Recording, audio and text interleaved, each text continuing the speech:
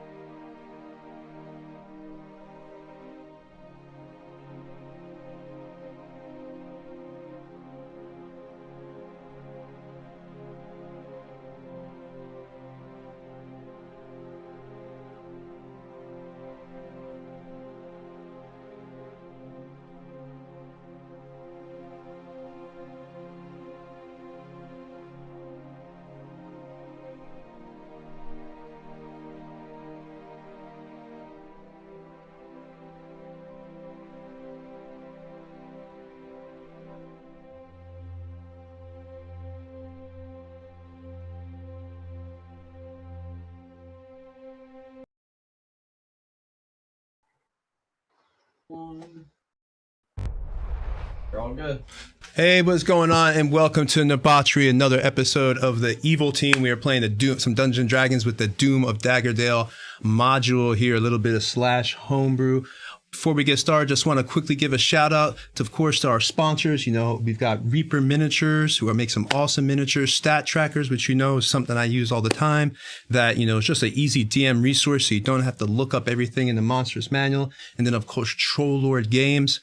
You know, they can have a lot of DM resources as well as a lot of great modules and things that just, you know, make your adventures a lot better. Also want to give a huge shout out to D&D Creative Table Designs. You might be watching this right there on Facebook through the page. So they are some great friends of ours. Thank you very much. They are a great page if you're looking for inspiration on how to build and everything else. And we also have, we'll put their links in the chat as well. And if you're interested in, you know, Stat Trackers, Troll Games, or Reaper, you can click on their logos right at the bottom and go straight to their site. Want to also, yep, the links in the chat. We'll also put those in a second. Also want to thank, you know, all our Patreon supporters, subscribers, and viewers. This whole map that we're about to play on is made out of Dwarven Forge, and this is episode 23. We have been playing since last August, and we play bi-weekly, so you can do the math. That is basically a year. We also play a lot of other games. On Sundays, we play bi-weekly Sundays at 7:30. We play Pandemonium. Then on Mondays at 7 o'clock, we play Pulsar, which is a really great co-op game. And then on bi-weekly Fridays and Saturdays, we're playing Dungeons and Dragons. Bi-weekly Fridays, it's the Evil Party. Bi-weekly Saturdays, it's the Good Team. All right. I'm going to let the people here introduce themselves, and then we'll get right into it. So I'll start with Eric. Eric, you can go ahead and introduce yourself. Yeah, hi everybody. I'm Eric. I'm playing Cutter. He's a wood elf barbarian, last of his kind. And right now we're in the middle of a castle assault, and all that matters is death. And I'm not talking our team. All right. Next is Space. Hey guys, I'm Space. I play Tempest, the Storm Sorceress. I'm ready to kill people or possibly be killed. We're gonna find out. All right, we're gonna find out. And then it's Amy. Hey, I play Helen Beck, an Azamar cleric who has recently joined the party a few sessions ago, has a pretty mysterious background, which she hasn't really gotten into much detail about. She has talked a little bit about it, but she's kind of strange and a little creepy. Hell and Back. She has a cool name too. Hell and Back. Helen Beck. And then You know what? I just got that. Oh my god. You know way, just got really? As soon as I'm like, I never put that together. Oh my god. so cool. Looks like That is so cool. to be fair, I didn't get it till she actually explained it, and I was like, why didn't I get that? Why didn't I get it? Helen Beck. Looks like we all started drinking early today, folks. All right, so next is we got Raven. Hi, my name is Raven. I play Jimmy Headtricks, the Durgar scout rogue, and you know I'm up here from the Underdark. I'm here looking for my own stuff. You know, I got my own thing going on, but I'm gonna hang out with these guys because they're good, they're powerful, and I say good in the loosest sense. That's it. All right. In the like not good sense. The very loosest sense in that The I'm opposite. speaking in opposites. Yeah. There's in the sense that I'm not gonna get killed. It's good to be bad. That's what you're saying. Yeah, it's good to be bad. There you go. There's a song about that. Just by Man, the these way. guys are so bad. We also have one player that's running a little bit late because, you know, his job does that once in a while. If you've watched the stream for a while, you already know about Lucius, or Winged. He actually plays Lucius the Wizard. So right now, Cutter's going to be controlling him and doing his best Lucius impression until he gets here, because they're going to need their wizard here at this, because they're assaulting the keep. So we don't want to leave him short. Then we have Andy. I'll let him introduce himself. Hey, I'm playing V. I am a Shatterkai cleric. And I definitely am here for session 2, and we're going to have some more fun. All right. And now, last but not least, it is definitely Yuri. Or young, I should Hey, say. guys. Young. Yes. Hey guys, my name is Young. I am a resident Azumar Paladin who is looking forward to killing things and actually hitting things tonight. So she's just looking forward to that and seeing all the chaos and seeing an end to what we've come so far to do in the last year. It's been I'm just excited. It's been a journey. You've been there since the beginning. You know, everybody, a few people have here, so definitely has been a journey here. All right. So last week, the last thing they did, we'll just give a quick recap. They had forced Colderan after finally encountering the Dark Mage Lord. They had basically threatened and cajoled him and forced him to give in to them and kissing their feet. And so now I guess I don't know if they've enslaved Goldoran or if they're just going to beat on him later and kill him when they get back. They're just waiting to have fun. Yeah, it might be beat on him later. We don't know. Maybe they're going to torture him or who knows. But in the meantime. Torture does sound fun. But in the meantime, away from the torture, until we get to the torture, and we will get to the torture, I promise you. Until we get to that torture, they are assaulting this keep. And what it is, it's Constable Tren, the person that basically made them feel small in the beginning, like they were nobodies back when they were level 1, you know, and he had his, like, you know, a guard and thought he was a total badass, you know, making them feel like nobodies. And now they want to basically, I don't know, we're seeing where it goes, but after they assault this keep, maybe they're going to take over the town and become de facto rulers of Daggerfalls. Maybe they're going to burn it to the ground. I don't know. Maybe they're going to call this in time. We're going to find out. So anyway, they're assaulting this keep, and we are going to start right where we left off. It was the top of the round when we started, and that means it is Cutter's turn. That's cool. So I have a question for you because I can't see on the current map. Oh, if you were to draw a straight line between me and the guard who is currently held, and then draw a straight line from there to the crenellation that is right above the rightmost light on the inside of the gate. I want to know how far that is.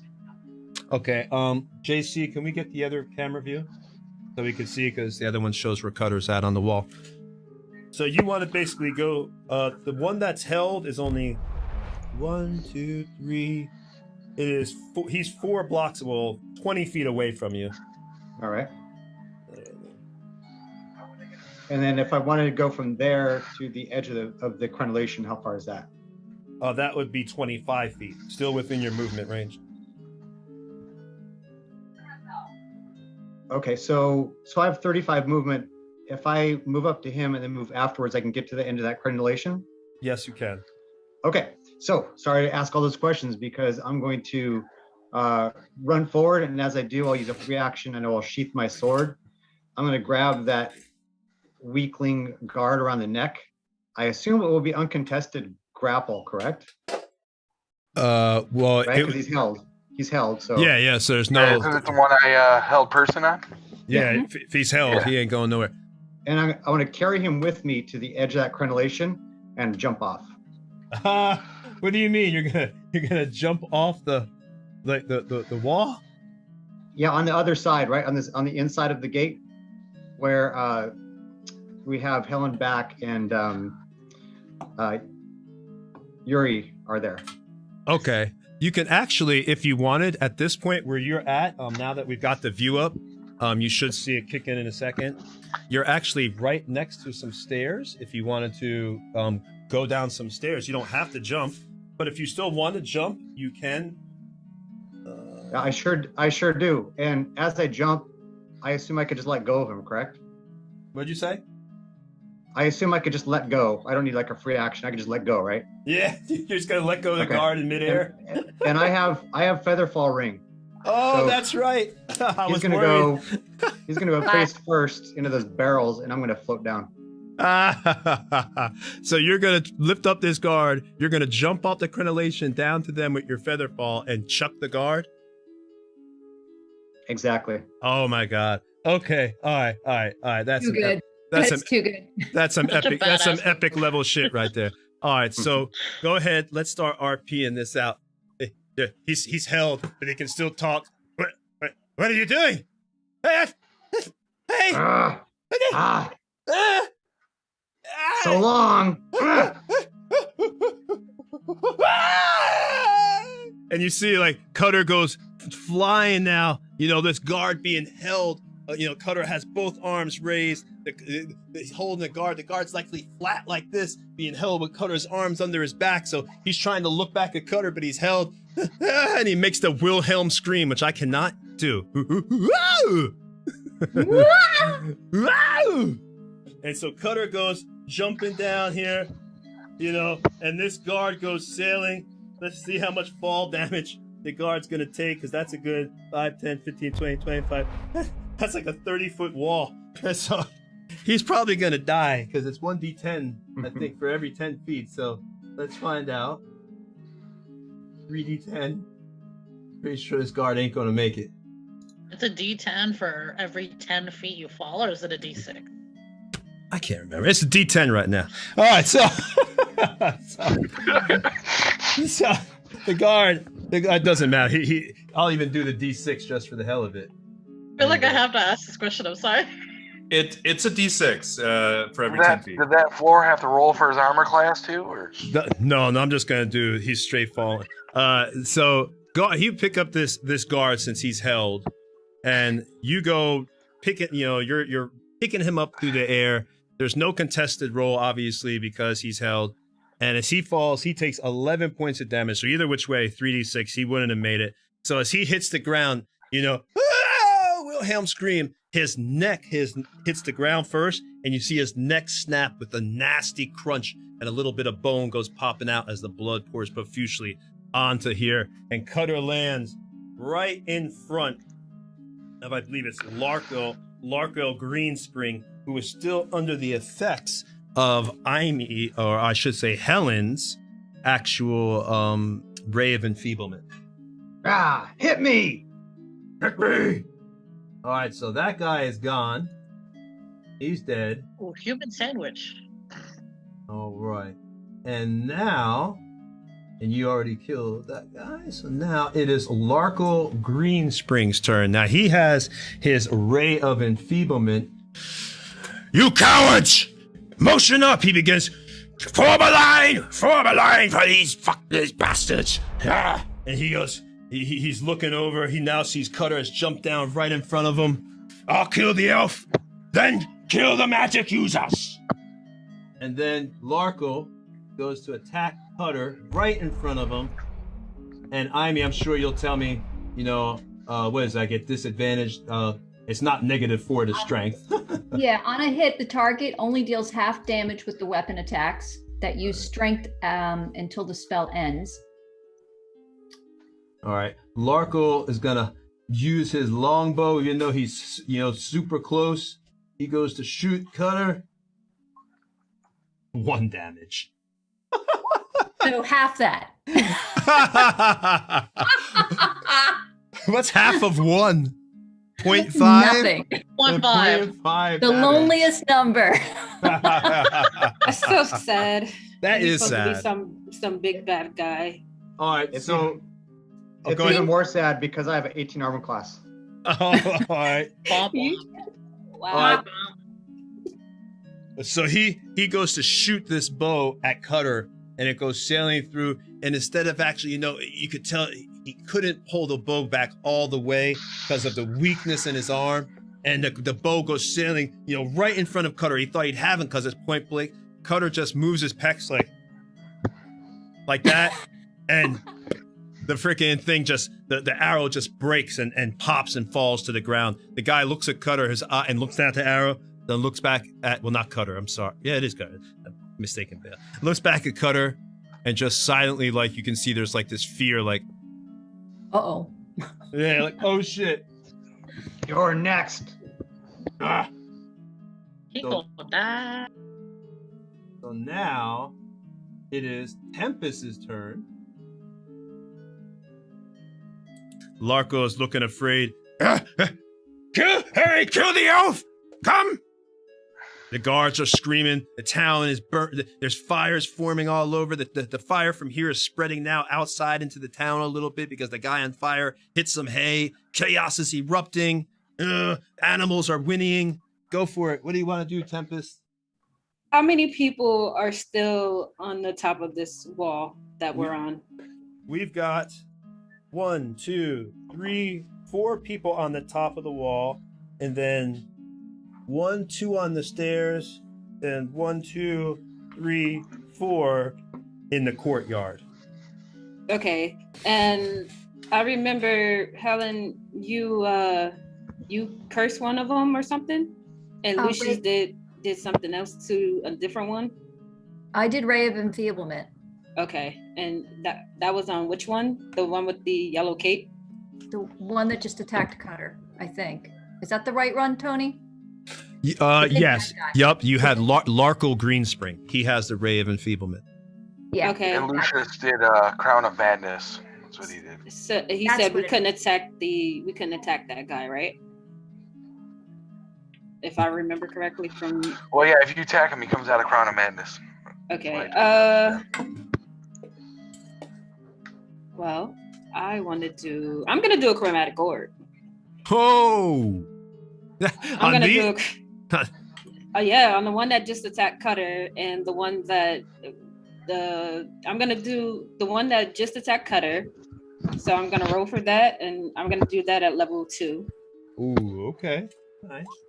Breaking out the big guns for these guys. Somebody got courage. Well, that definitely hits.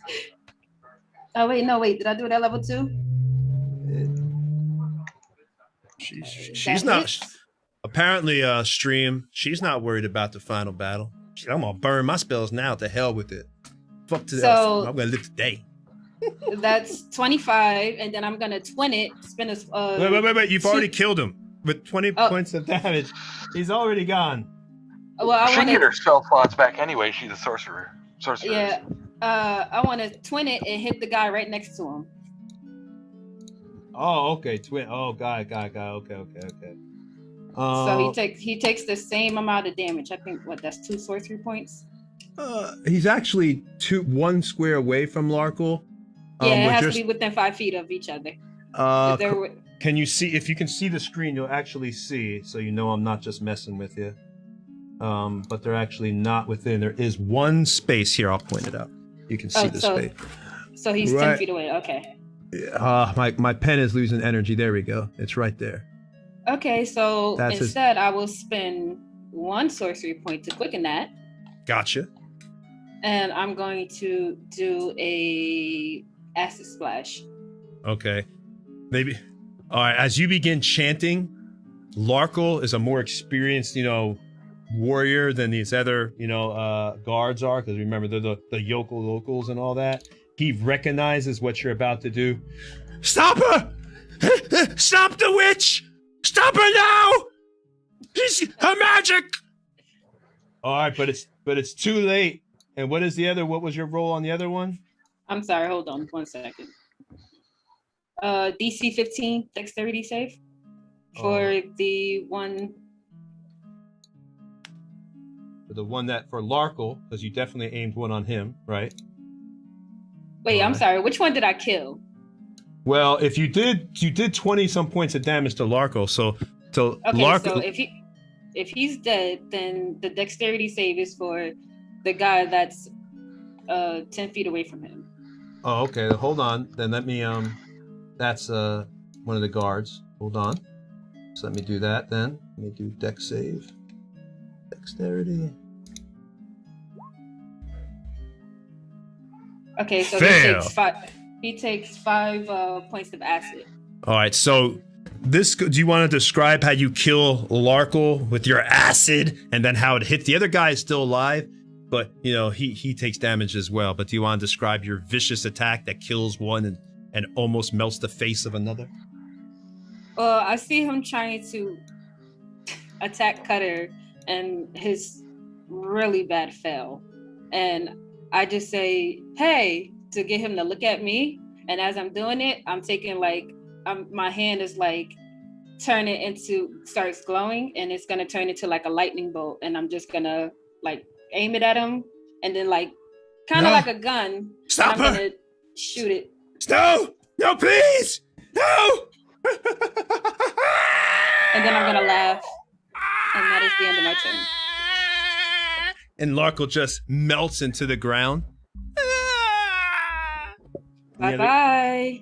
And the other guy's face, it's like the movie Aliens. Remember when Drake got hit and it hits the side of his face and little burn marks and starts, you can actually see the burns into his jaw and the acid's melting into his jaw and he's spitting out teeth. All right. So now is Constable Guard 10. So he is up.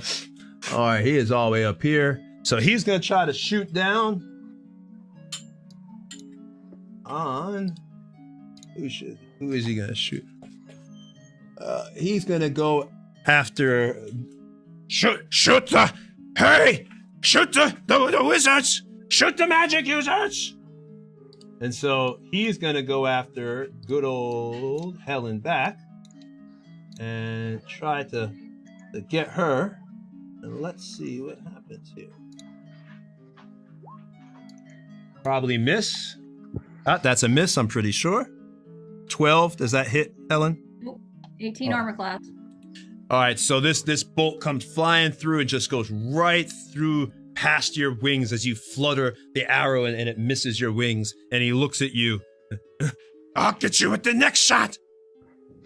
You can try.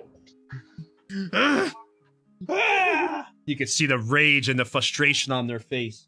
All right, so now that missed. Now it's Helen's turn. Okay. Well, Helen wants to conserve her spells because she doesn't know what's coming up. But these guys seem pretty tame. So she's gonna whip out a battle axe, and she's going to hit the guy that is right next to her. So the guy in red is what I'm looking at for where I'm at. Oh, He's yeah. Wearing red, a little bit of red. Yep, this is Maricat, the orc messenger. Okay. And the other guy in front of me? That is Trover Stout. Trover the Stout. Okay. From what it looks like, I'm surrounded by 3? You're not surrounded. You are one is on your, if you're looking forward from your character's perspective, one is on your right-hand side, one's in front of you, then Yuri is next to you, and then one's in front of Yuri, and then Cutter's. Y'all are basically in a line right there, and then the bad guys are kind of in a line in front of you, with one a little bit separate over here by Cutter. But you're not surrounded. You have one on the right and one in front of you, and then one is in front of Yuri.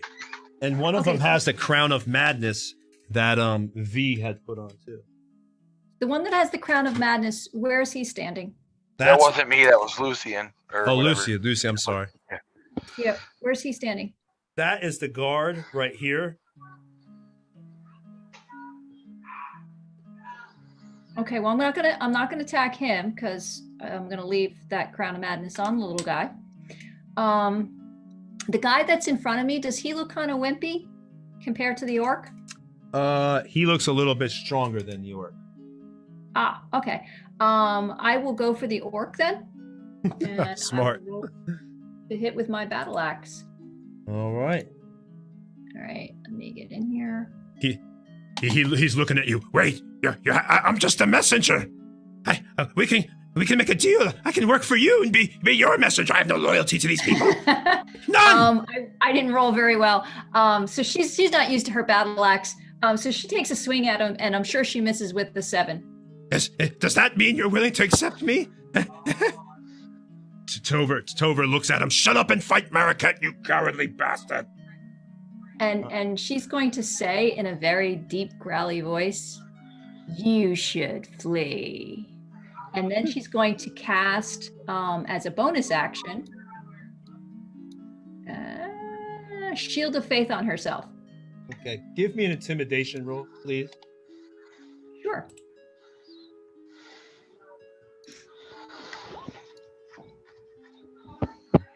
Actually, wait a minute, I'm sorry. Yeah, charisma is the right roll. Let's see if... You want the roll or? Yeah, no. Your roll is fine. I was rolling my roll. My roll was bad. Okay. The Maricat seems to be able to. He looks up. His knees kind of knocked together because I rolled an 18. You rolled a 7, so his knees knocked together a little bit. But he seems to hold back a little. He's able to just hold himself. I'll stay, but I want double the pay, triple. Trover's like, you'll get it. Now fight. All right. So unfortunately, your intimidation did not work that time. Okay. Well, and I'm going to stay where I'm at because not giving anybody attacks of opportunity. Gotcha. All right. So next it is guard 4. So that would be this guy right here. All right. He is going to move over right about, where can he go? Good shot. 1, 2, 3, 4, 5, 6. All right. He's going to move over here and he's going to take a shot. Shoot the other Azamar! Shoot the other winged beasts! I'd like to see you try. And now he goes to shoot over at Yuri. Heavy crossbow coming. What do we get? I don't think that hit, bro. Let's see. 12. It goes plink. I'm like, nice try. I take the arrow, I catch the arrow in my hand and I break it. Oh. As a reaction. He sees you. He's almost in disbelief. I don't believe it. That's not possible. That's not possible. He just stands there. And the other, he's like, what? Maybe we should leave. What are we going to do? And the other You guards should are all, just run away. It's not going to work. they're all flipping out. Because he's up here. All right, so he missed again. Well, everybody's missing, you guys. And now Maricat, the orc messenger. Now look, I'm going to give you one more chance. I don't want to have to hit you, little lady, but please accept my deal. I'll be your messenger. And he's looking at Helen. Don't make me do this. You should really listen to her. Just run away. It's not going to work. You can't hit her. Trover looks at him. You better fight. Fight her, I'll kill you myself. And so he kind of like, Maricat goes to, looks at it, he takes out his club. 1 damage. Another miss. These guys are all, that's all right. So he goes to swing his club over at your legs, but you jump right underneath it, and he looks at you. I'm sorry. I'm sorry. It's just my job. So Helen will say in a loud voice as she looks at the messenger, Do we need a messenger, guys? I don't know, do we? I mean, unless we need another play toy. That sounds like a lovely idea. So I mean, unless I think what is it? I think Hades needs another soul, right, Helen? No. Those souls go to my lord. I was Although- talking with the messenger. Torture is not out of the question. Ooh.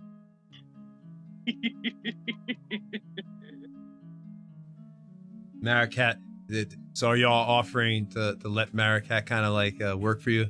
He's begging. I don't want. Yes. I don't want to die. He might be useful for something. He throws down his sword. Thank you. I'll meet you back at the inn. I'm getting the hell out of here. Not knowing what he's gotten himself into, he's probably turned himself into a new play toy. As he does that though, Tover's like, you cowardly piece of shit. And he takes a longbow shot at Maricat as he's running away. Because he gets attack of opportunity because he's right next to him. All right. And now that is a 7. He misses. And Marraket's just leaving. I got a new job now. I don't need you anymore, Tover. So Helen will say to Maricat as he takes that shot and say, Father always said, 'At least leave one survivor.'" All right. So he goes to swing his club over at your legs, but you jump right underneath it, and he looks at you. I'm sorry. It's just my job. And he throws down his sword. Thank you. I'll meet you back at the inn. I'm getting the hell out of here. So Helen will say to Maricat as he takes that shot and say, Father always said, "At least leave one survivor." He's not wrong. Thank you. You won't regret this. And he's out the doors and he's run down the road. You could see, because you're still in front of the doors, he bursts through the people. There's now a crowd of people, of townspeople are kind of outside at this point because of the chaos they're hearing inside and the smoke. I mean, it's a farming village. I mean, nothing happens. This is like intense. So all of a sudden, there's people. He bursts through, just pushes through the crowd, and he is gone. Just totally just gone. DM, as he runs out the door, I would also like to shout after him, remember to sing our praises. Yes, absolutely. Your praises, I will sing. And he is gone. Told you'll pay for that. He was a loyal dog. You know how hard they are to replace? Well, now he's loyal to us. He knows his loyalty's just better. I don't know what to say. You won't have to worry about that for long. Was he a loyal dog? Was he? Well, we'll figure that out. We'll figure that out, right, Helen? As I look over, there's just an evil smile on her face. And I'm just up there. I'm just like leaning over the thing, just smiling. It's like, you guys are wicked. We're having too much fun. I mean, they're letting us. It's just not.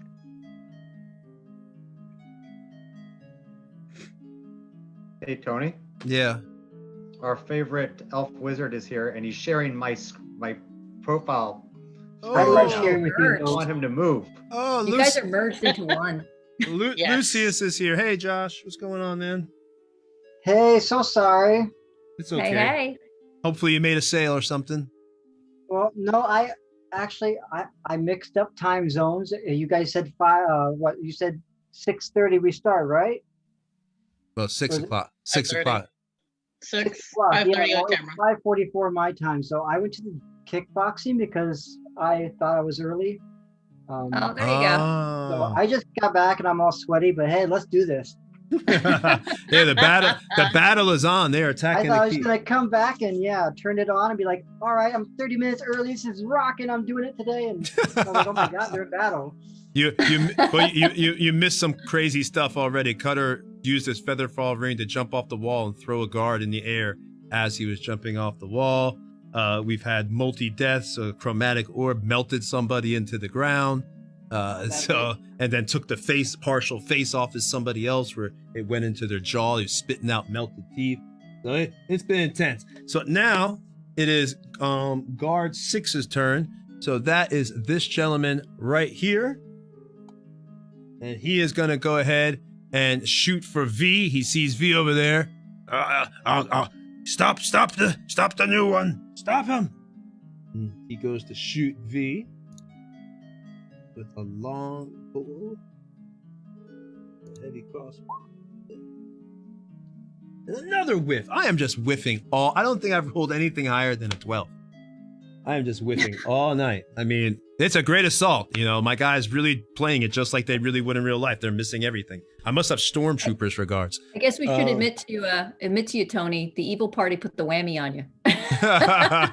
They put the juju, man. They put that bad juju. A whammy.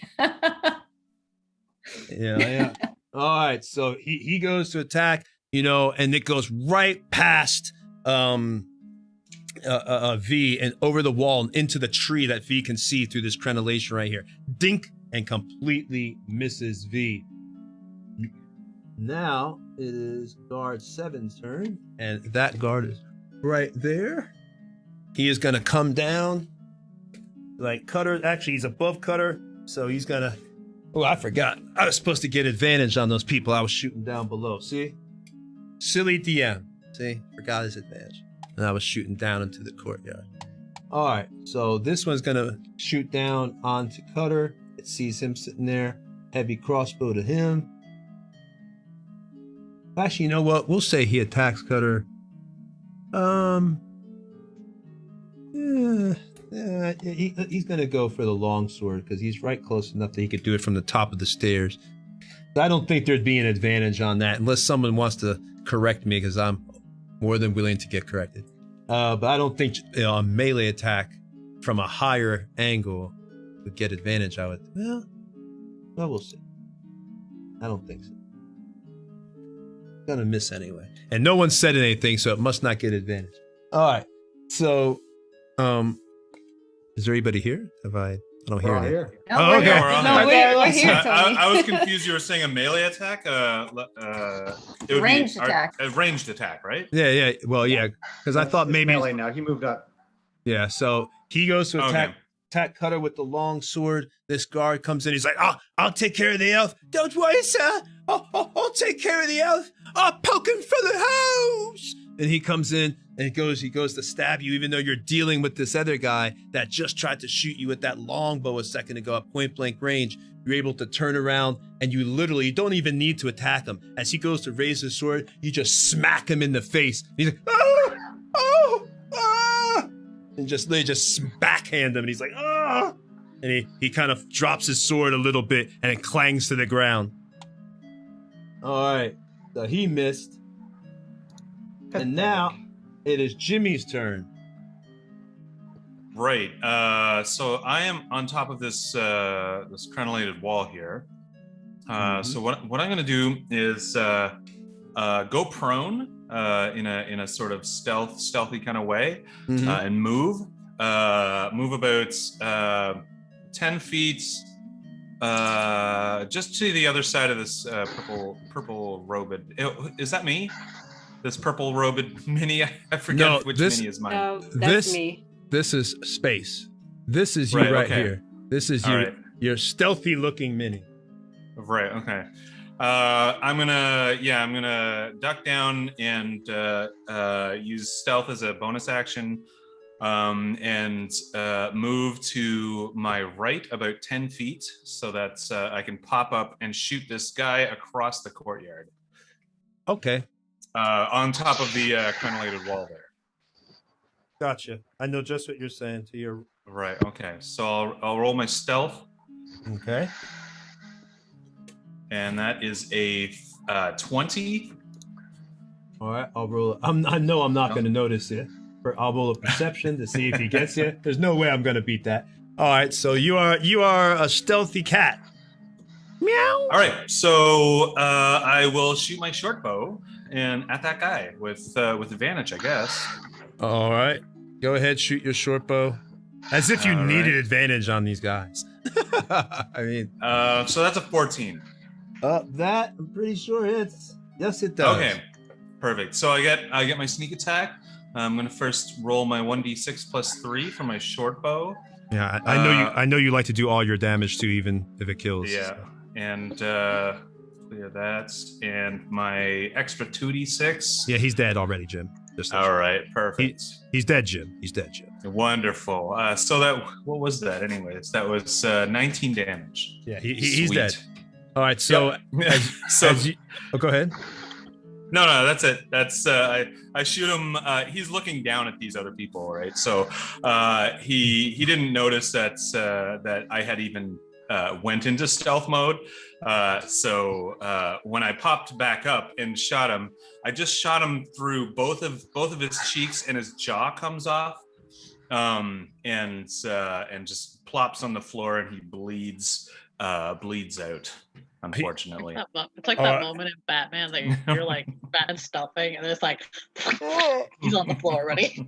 Can we also, as he tries to pick up the jaw, but he goes woozy and just falls over the top into the courtyard. yeah, just right on top of all those spears down there. Oh, that's good. That's perfect. All right, so Ooh, bloody and pancake. That is my turn. all right, so he is gone. All right, so now it's Constable Guard 3. And that, if I'm not mistaken, hold on one second.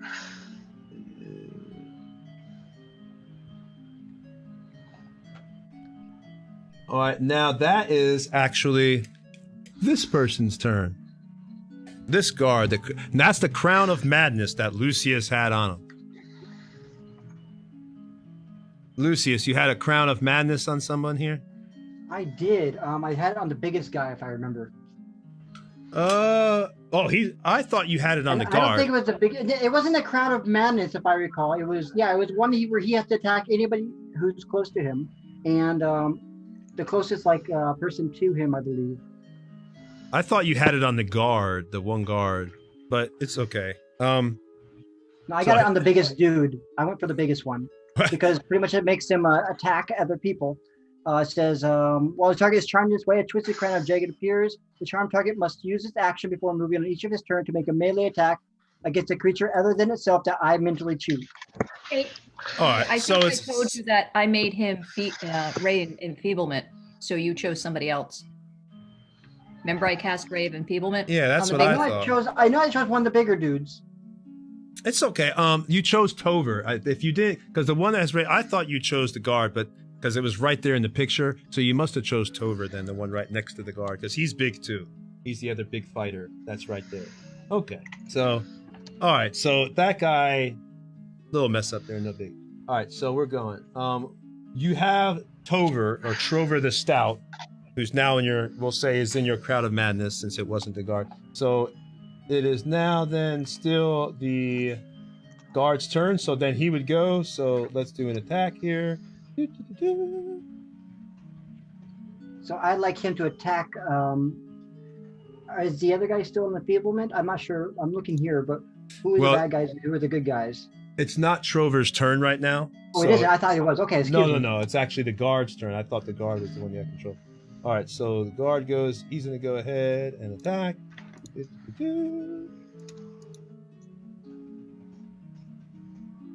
We'll give a nice little heavy crossbow. Oh, does that actually hit? But Oh you my finally God. got a hit. I was going after Yuri. So Yuri, did it hit with a 19? Shield. Ah! He tried to hit me and I went shing and he just hit my shield. All right. So no. So that guard is good. He is cool. He goes to shoot Yuri and the shield ding just goes right off and all these go, we can't hit nothing. They're bewitching us. They're bewitching us. And now it is Jimmy Hedrick's turn. I just had my turn. Oh, I'm sorry. Okay, there.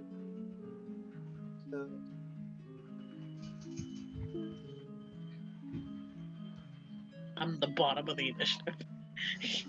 I remember her last time. There we go. Oh.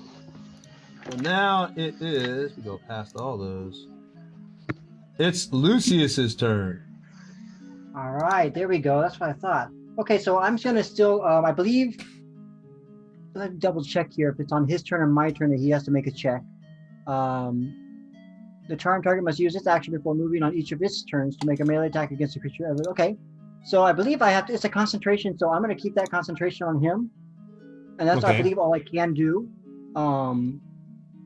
Because I want to make sure I'm going to use his fighting. I believe I have to keep doing that. I don't think I can do anything else. Is that correct, crew? Let's see, put the spell in there and we'll make a determination. But if it says you have to concentrate on the spell, I consider that. Since you can turns, you must use your As action long to as maintain. you Yeah. don't- You can cast non-concentration spells. You can do that. No, it says I have to use my main action to keep control of him. So Oh, that's what okay, I'm then gonna do. yeah. Yep. So I'm going to keep control of him, and because I think he can do probably some good damage against the other guards. All right. So then next it is Andy's turn. All right. So where am I? I'm up on the wall, ain't I? You're echoing, buddy, just to let you know a little bit. But yeah, you're on the wall. You are right here. If you can see your character, right there. Okay, I want to come down those steps where that guard's standing right there. If I can reach it. Yeah, you can get to that guard. All right, and I'm going to attack him then. Okay. So you go down there and you're attacking the guard. Oop. I'll just put you right here. I know where you're at because I don't feel like messing up the map. Having to fall over the place. All right, so you attack that guard. Go for it. Okay. Well, that definitely hits. Okay, damage. Yep. Oh, that's definitely, he's gone. He's gone. It's 21 points of damage. He's gone. Do you want to describe your death, or do you want me to describe how you kill it? You can go ahead and do it. All right. So you come out with your warhammer. He's trying to, you see that Cutter is being, you shot, somebody's trying to shoot him with the longbow. This other guy's trying to get him with the greatsword. And Cutter's getting it from both angles here. And then you come behind with this warhammer. You don't hit the guy in the head. You hit him in the nape of the neck, to the point where when you hit him, his head just cracks back, and his body goes forward limp, and it just rolls down the stairs into like the urinal that you see right here, and you see all this piss go all over the body, piss and poop and everything else. Yeah. Ooh, Yep. yuck. Yeah, not pleasurable.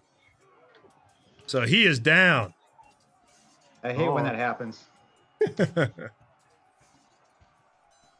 So next is, now all the other guards, they're already, you can still see, Harry, go tell Tren that someone's coming. Tell Tren. And you see like a little messenger boy. He's not on the map. You see him run into the door. He's going to maybe warn Tren here. And now it is Yuri's turn. Yay! With a 2. I finally get to hit things. Yeah, you have your 2 initiative. Yeah, no, I'm the bottom of the initiative. It's okay. All right. What do you want to do, Miss Yuri? Or Mr. I'm just Yuri? gonna hit the one in front of me. All right, that's the guard. Go for it. Everybody else is killing everything. So sure you won't miss. There's been barely any missing from y'all. That's a hit and a death. You want to describe how you kill it? Yes. I was gonna use my spite on him, but I don't want to waste it. I already killed him. So it's okay. I'm just gonna do a regular hit, and I sliced him down the middle as I did it. He tries to hold in his stomach as his intestines fall out. He's like, and he's trying to hold him in there, and then the blood just goes out through his mouth, and he just falls over, and just trips back over his own feet and falls over, still holding it, trying to hold in his guts, like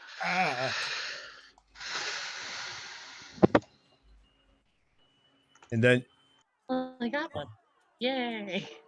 Helen will say to Yuri, next time, clean your kills. That's gross. Ooh. As she says that, I'm just gonna just use my hand and just gonna wipe the blood off of my blade as she says that. Ooh. Noted as I'm just doing this, and I just don't care about the blood on my hands. The other guy, you hear the other guys on the wall. They're slaughtering us like flies. It's the butchers. I told you, they're out of hell itself. They're not of this world. So Underworld, not hell. Underworld. Correction.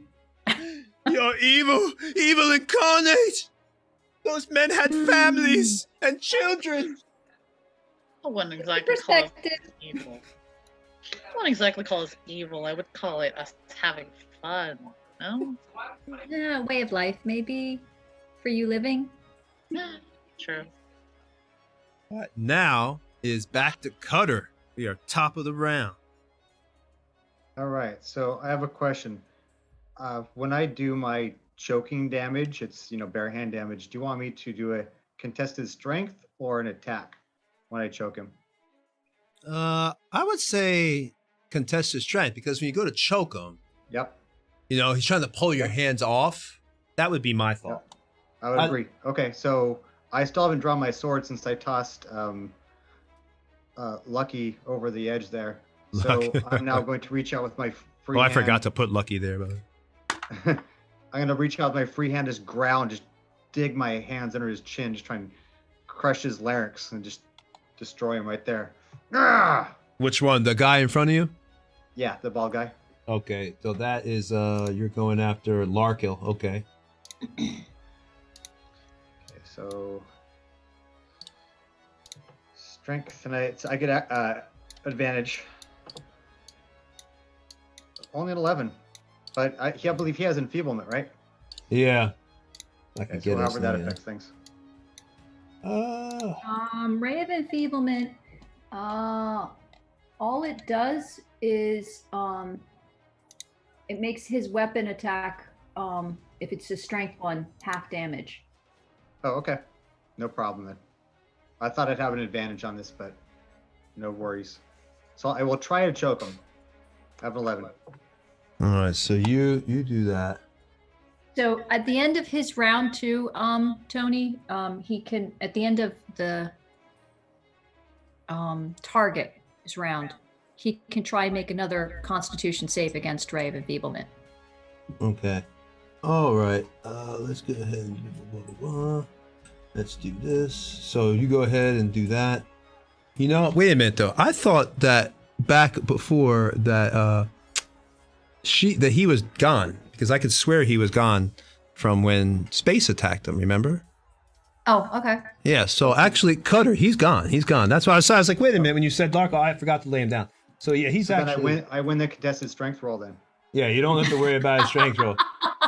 You You choked win. the dead guy. Did you choke the dead? Maybe you choked the dead just to intimidate. If you do You know what? intimidate You know the what? other ones.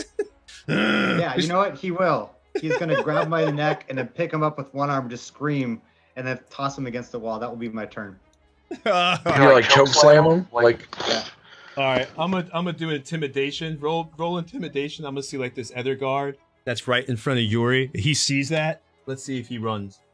All right. Well, he's a feisty little elf with a 9 charisma, so I don't think so, but we'll see what happens. Well, I only rolled a 10, so. All right. Intimidation. Here we go. Oh, you got him. Ah! Oh my God! This thing's insane. The elf is insane. Insane.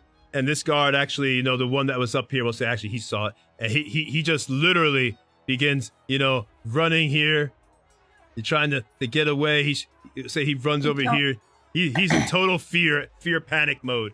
He's no longer attacking. He's just hiding over here, cowering in the corner. Oh my Tony? God. Yes. Hey, Tony. Yeah. When he runs away and he's fleeing, Helen's gonna say, "Don't forget to sing our praises."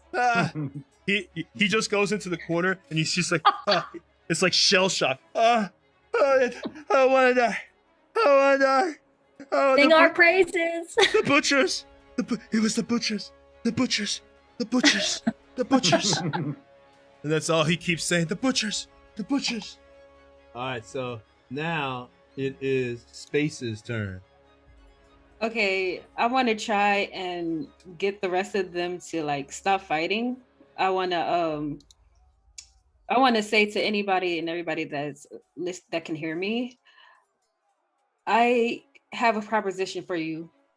If you stand down, we won't kill you. And maybe, just maybe, maybe you'll come work for us and live a better life than you were here. There's only hold on. There's only Trover and 3 guards left. And you're about 5, 10, so you yell that. What do you do? For anyone that can hear me in the courtyard, Yeah. all your friends are dead. If you don't want the same, is that what you're saying? That's basically what I'm saying, yes. Why Okay. not offer them the chance to work for us? All right. Oh, In exchange and if for you their work not for us, death. we won't kill you. Even more. All right. I'm gonna give me intimidation, and I'm gonna do three charisma rolls, 1 for each guard. I'm gonna give her advantage because I'm gonna help her with this one because I have intimidation. You might want to look. I got a 16, baby. I don't think you need to worry about it. Look at the rolls Yeah. I rolled. Yeah, he rolled terrible. All right. I feel so bad for Tony. Yeah, hey, this is what I wanted. A cool, epic adventure where y'all this is like a true siege. Y'all are assaulting the castle. This is great. This is what it is. Perfect. All right, so you do that, and these guards, they look at the guy and they see the guy in the corner. The butcher. The butchers. The butchers. these two up here, and then they turn to each other. They're like, and they see the guy's also peed on himself at this point, and he's beginning to eat his own excrement. Butcher. He's totally lost it. Oh God. That's gross. Butcher. That's gross. I mean, he's totally off. Totally, this guy's off, man. He's gone. All right. So the other two, they throw down their weapons. They clang into the courtyard. We'll work for you. It can't be any worse than working for the constable. Oh, and don't forget to sing our praises, as my good friend Helen said. So be off. Of course. We'll sing your praises, won't we? Oh, yes, of course. We'll sing all your praises. We always do that. And the other guards, And just know. Go ahead. Just know, we'll know if you don't sing them. So they all go down to the courtyard. They're looking at all the bodies. These are all my friends. I knew him for 10 years. They're dead. Start singing. They should have known better. There's only one person left. Trover's still, standing there, but he got that crown of madness. So he's kind of just like drooling. Is there's only one person left, you say? Only in the courtyard. In the courtyard, there's only one person left. Are there any unopened doors or anything that because I'm pretty much controlling him right now, so I'm wondering if there's a door I can have him attack or something or try to open. There is a door on the second floor up here. We'll have to get up there. That is where the entrance to the tower is. There is a door up there. That is correct. The tower we go. So how far is that? Is that like 30 feet or? If we're out of combat, unless you're planning to kill him, are you planning to kill Trover right now, like slice his throat or anything like that for good times? I can ask you, do we need him still? Yes. Why don't we use him as a shield? That's what I was thinking. And then I'm gonna just have him go dash, I guess, or if he can make it to the door in 30 feet, then I'll have him do that and then open it. If he can't, then I'll have him dash and he gets to make a save.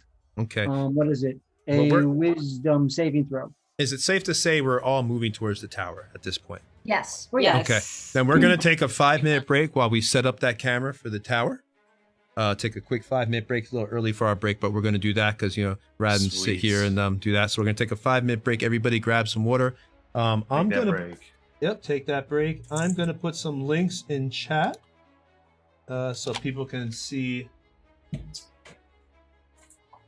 So you can check out some of our sponsors, as well as some of our social media.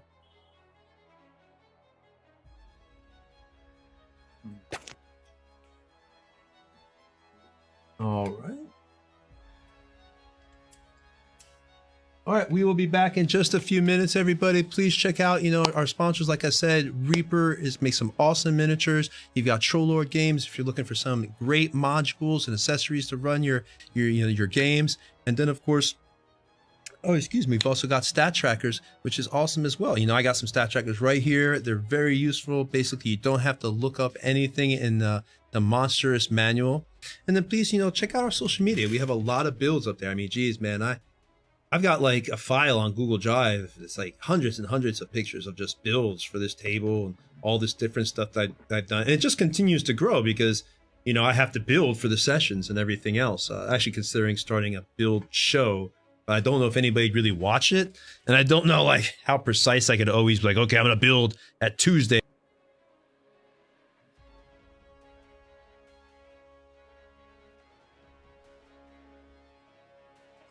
All right. So yeah, you can check out our social media for our bunch of builds: Facebook, Discord, Twitch, Twitter, Instagram. We are all over that. And we also have some really cool games coming up. We plan on starting another stream for painting. That is one cool thing. And then we also have Cutter, which is in this group. Eric, he's going to be eventually starting a 1E group that I will be playing in. Yes. I have not been a player for a long time. So it's going to be really cool to actually be a player in his game. So yeah, we have a lot of stuff going on. And of course, Mondays we play Pulsar, which I'm having a really, really great time at. I don't know if a lot of people have heard about Pulsar, because it's kind of a game that was like an indie game and then just like was released. But let me tell you, man, that game is really fun. It's a space co-op game. You and 4 other people, like one person the captain, one person engineer, one person is a scientist, one person's weapons officer, and then one person's the pilot. And all of you control those stations, and you just go on missions. And it's like a huge, like, open world galaxy. And you can go on the planets, you can go on space stations. It's surprisingly deep too for something that was just like it came out of nowhere, man. I mean, you have RPG, your characters go up levels, you can upgrade your equipment, you can upgrade your ship equipment. I mean, there's just so much you can do in that game. That's really amazing. So I'm having a great time playing that. And then of course, bi-weekly Sundays, we also have, DM Raven, who has the world of Pandemonium, which is really awesome. He designed that world where his characters are in hell. They died and now they're trying to get out of hell. So that's in itself, that narrative is just really interesting, if you ask me. It's really cool. And then of course, like I said, bi-weekly Fridays, bi-weekly Saturdays. On bi-weekly Saturdays, we have 7 p.m. We do the good team, and they are actually running Shadowdale, which is, also Shadowdale / homebrew. Like I have a module, the Shadowdale module from 2E that I put into 5E. But then, of course, I add other quests and other, around people's side, around their backstories. I have side quests that go with their characters and all that. So there's a lot of homebrew elements. Like technically, this is the Doom of Daggerdale, but everything we're doing now doesn't even happen. Like none of this happened in the module. A lot of stuff. So, we do that. And then season 2 is going to be starting for us soon with this. It's going to be my own adventure that I wrote. If you watch the game that we had with Stefan Pokorny, where I ran that adventure of the undead horde of the Dales, that's basically what the evil team is going to be running next. Is they're going to be starting the undead horde, basically the Walking Dead of Faerun. So the evil team will get to be a zombie apocalypse world and see how that happens as the world is crumbling, as the undead are beginning to take over and all this other stuff. So it's going to be really cool. Plus it gives me an excuse to constantly use my fog monster too. Yeah. Like they're in another graveyard. Hit the fog. It's nighttime and it's supposed to be scary. Hit the fog. That's a bad thing, is once you get these little toys for like your table, it's like you always want to find a reason to use them. It's like, it's 12 o'clock midday in the middle of town. Wouldn't it be foggy? It's like, no, it would not. So yeah, we're doing a lot of stuff, and we've got to thank all you guys who support us, give us money on Patreon, help us and support us on, Twitch, YouTube, Facebook, all that, that you're giving us. We don't just go and, throw it away and into the fire and watch it burn for the fun of it. No, we use it and we actually get a lot of things. Like the microphone that I'm literally talking on right now was paid for by viewer support, the Blue Yeti. Along with a lot of our cables and cords. Like when our cords went out, you wouldn't think those things matter, but those cords pop like $25-30 a pop. So yeah, it matters. If you think it doesn't, even just $5 is helping us out. So if you have an Amazon Prime subscription, then you can go ahead and subscribe to us. If you want, consider, just subscribing to us if you can. It would really be appreciated. And that's if you're watching on Twitch, because then again, we can take that and just make the game better. More minis, more terrain, better equipment. We have a few goals in mind for tech, which is getting JC, which is the guy who runs the stream back there. Getting him a soundboard, getting some 4K cameras. That would be the ultimate goal. So we'd definitely like to do that, because then we could do night games, which would really be interesting as well. I'm going to step away for just a moment, and I'll be right on back, guys. Let me be right back.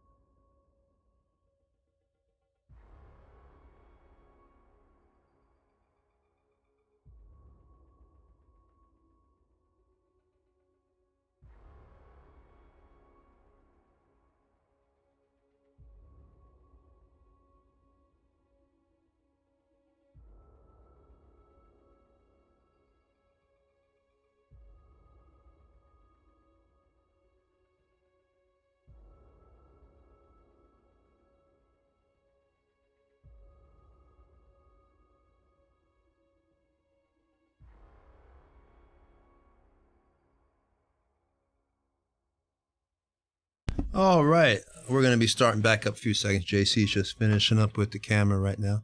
Also wanted to let y'all know we got a cool game coming up. Eric and I got invited. We've played in another game with Stefan and everything. It was really fun. Paul was in there. It's actually where we met Paul Hostetler, Mako, who plays on the good team. He was really cool as there as the gentleman rogue Mako, and he played in there in that game we had with Stefan. But now we got invited to the Founders and Legends game. We're going to be playing with Stefan, Anne, Luke, David Baxter, a whole bunch of really cool people in the Dungeons and Dragons industry. And I think the game before us, they actually have people like Jack Black is playing. There's a whole bunch of people, just some really cool people. Even some, I guess some famous people are. I'm not famous, obviously, but they are. So yeah, really cool to be playing with those people. Really excited, and even better, just the icing on the cake is that it's for a charity that is helping children. I mean, it can't get any better than that, knowing that you're helping somebody out there whose kid is suffering. And I have children. Anybody who has kids, having kids is like having your heart outside your body. So when your kid's hurt, it is the worst pain. So knowing that you're easing that pain for people, it's a wonderful thing. And you're also getting to hang out, meet some new people, and play. So I hope you watch. That will be on the Twitch GaryCon, and that'll be on the 25th. At 5 p.m. PST, the Twitch GaryCon channel. And again, 5 p.m. PST, you'll see us playing up there. I'm going to be a cleric. I've already got my outfit ready. If you looked at on my Facebook page as well as the Nerdbauchery pages, I actually posted a picture of me in the cleric outfit. I have my Templar outfit with my red cross in the front and everything else. So it is really, I'm really getting into it. I even went and got the exact weapon to match what my character uses in the game, which is a flail. So I got a fake flail, ball and chain attached. So during the game, I can whip it around. I fully expect to die because Stefan has given me 5 dexterity. So I'm pretty sure that I'm going to be falling over and impaling myself on things or smacking myself in the face with the mace, which actually really might happen in real life, because I have no idea, but I'm going to be sitting there trying to be cool, swinging it in the camera. Pretty sure I'm going to smack myself in the head with it at least once, but I'll just pretend that I'm in character. So, that might be in character too. I've decided to take a break and communicate with my God while I'm unconscious. I've traveled to the ethereal plane. So, oh yeah, we're going to go ahead and get started. Back here. Is everybody back? I can't see the Zoom screen, so I don't know who's back.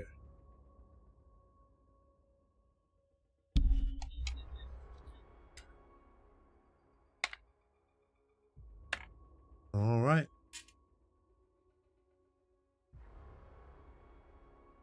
All right, so everybody's back.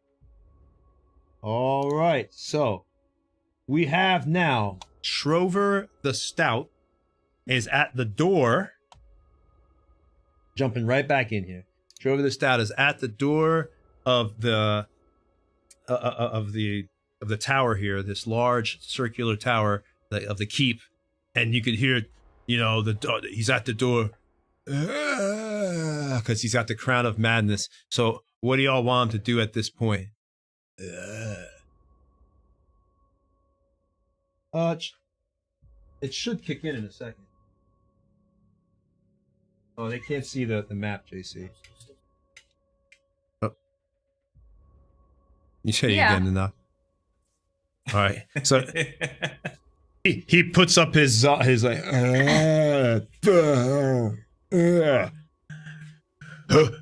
you can't come in here. We'll kill anybody who tries to open that door. Lucian, can you do the honors? Have him keep doing it. I want to see this happen now. Don't stay away from that door. You hear the guards on the other side. Prepare for entrance. Form a line. Defend the constable. If they're preparing, I am also preparing. So I've got my my bow ready, trained at the door. All right, so they are at the door. What do you want to do? This guy's just knocked on the door. What do y'all want to do at this point? My guy's not just going to knock on the door because I'm controlling him. So he gets to make a wisdom saving throw after that round or his turn, at the end of his turn. So whatever he was able to do, I'm hoping he was able to get to the door and just open it.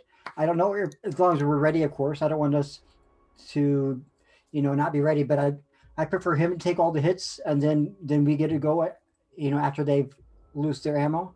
All right, so you want to have him try to open the door instead of knock on it? Is that what you wanted to do? Oh, I didn't want him to knock on it. Heck no. I wanted him to slam that door open. All right, so... And then I believe he gets to make a wisdom saving throw after that. All right, so he goes up to the door and tries to... We'll rewind time a little bit, no problem. Instead of knocking, he goes up and tries to, bash it with his shoulder. You give him the instruction, knock down that door, and he tries to go and knock it down. Let's go ahead and see if he gets it. We'll roll. We'll just do it athletics. If he rolls over 16 athletics, he totally just busts through that door. Let's find out what happens. Let's do this. Woo! Let's do it. Woo! Oh my God. I think I gave him a concussion. He got What is it? Crit fail. Oh, wow. Nice. Everybody was so happy with me rolling low until right now. That was it. All right, so Trover goes to use his body, his shoulder into the door, and boom, he hits the door, and, his shoulder just like he bounces right back up. I turn to the party. Well, I turn to Lucius and I say, well, he was useless. All right, let's see this wisdom save. Oh, come on. Well, he made that one. Trover is now now back to himself. He's no longer mad. He's like, what happened? Hi, it's me. Oh, for God, let me in. They've killed everyone else. The butchers are here. Let me in. Let me in now. How do we know it's you, Trover? How do we know you could be trusted? Let me in, God, please. He kind of like turns around and he sees y'all, how far would you say you are from him at this point?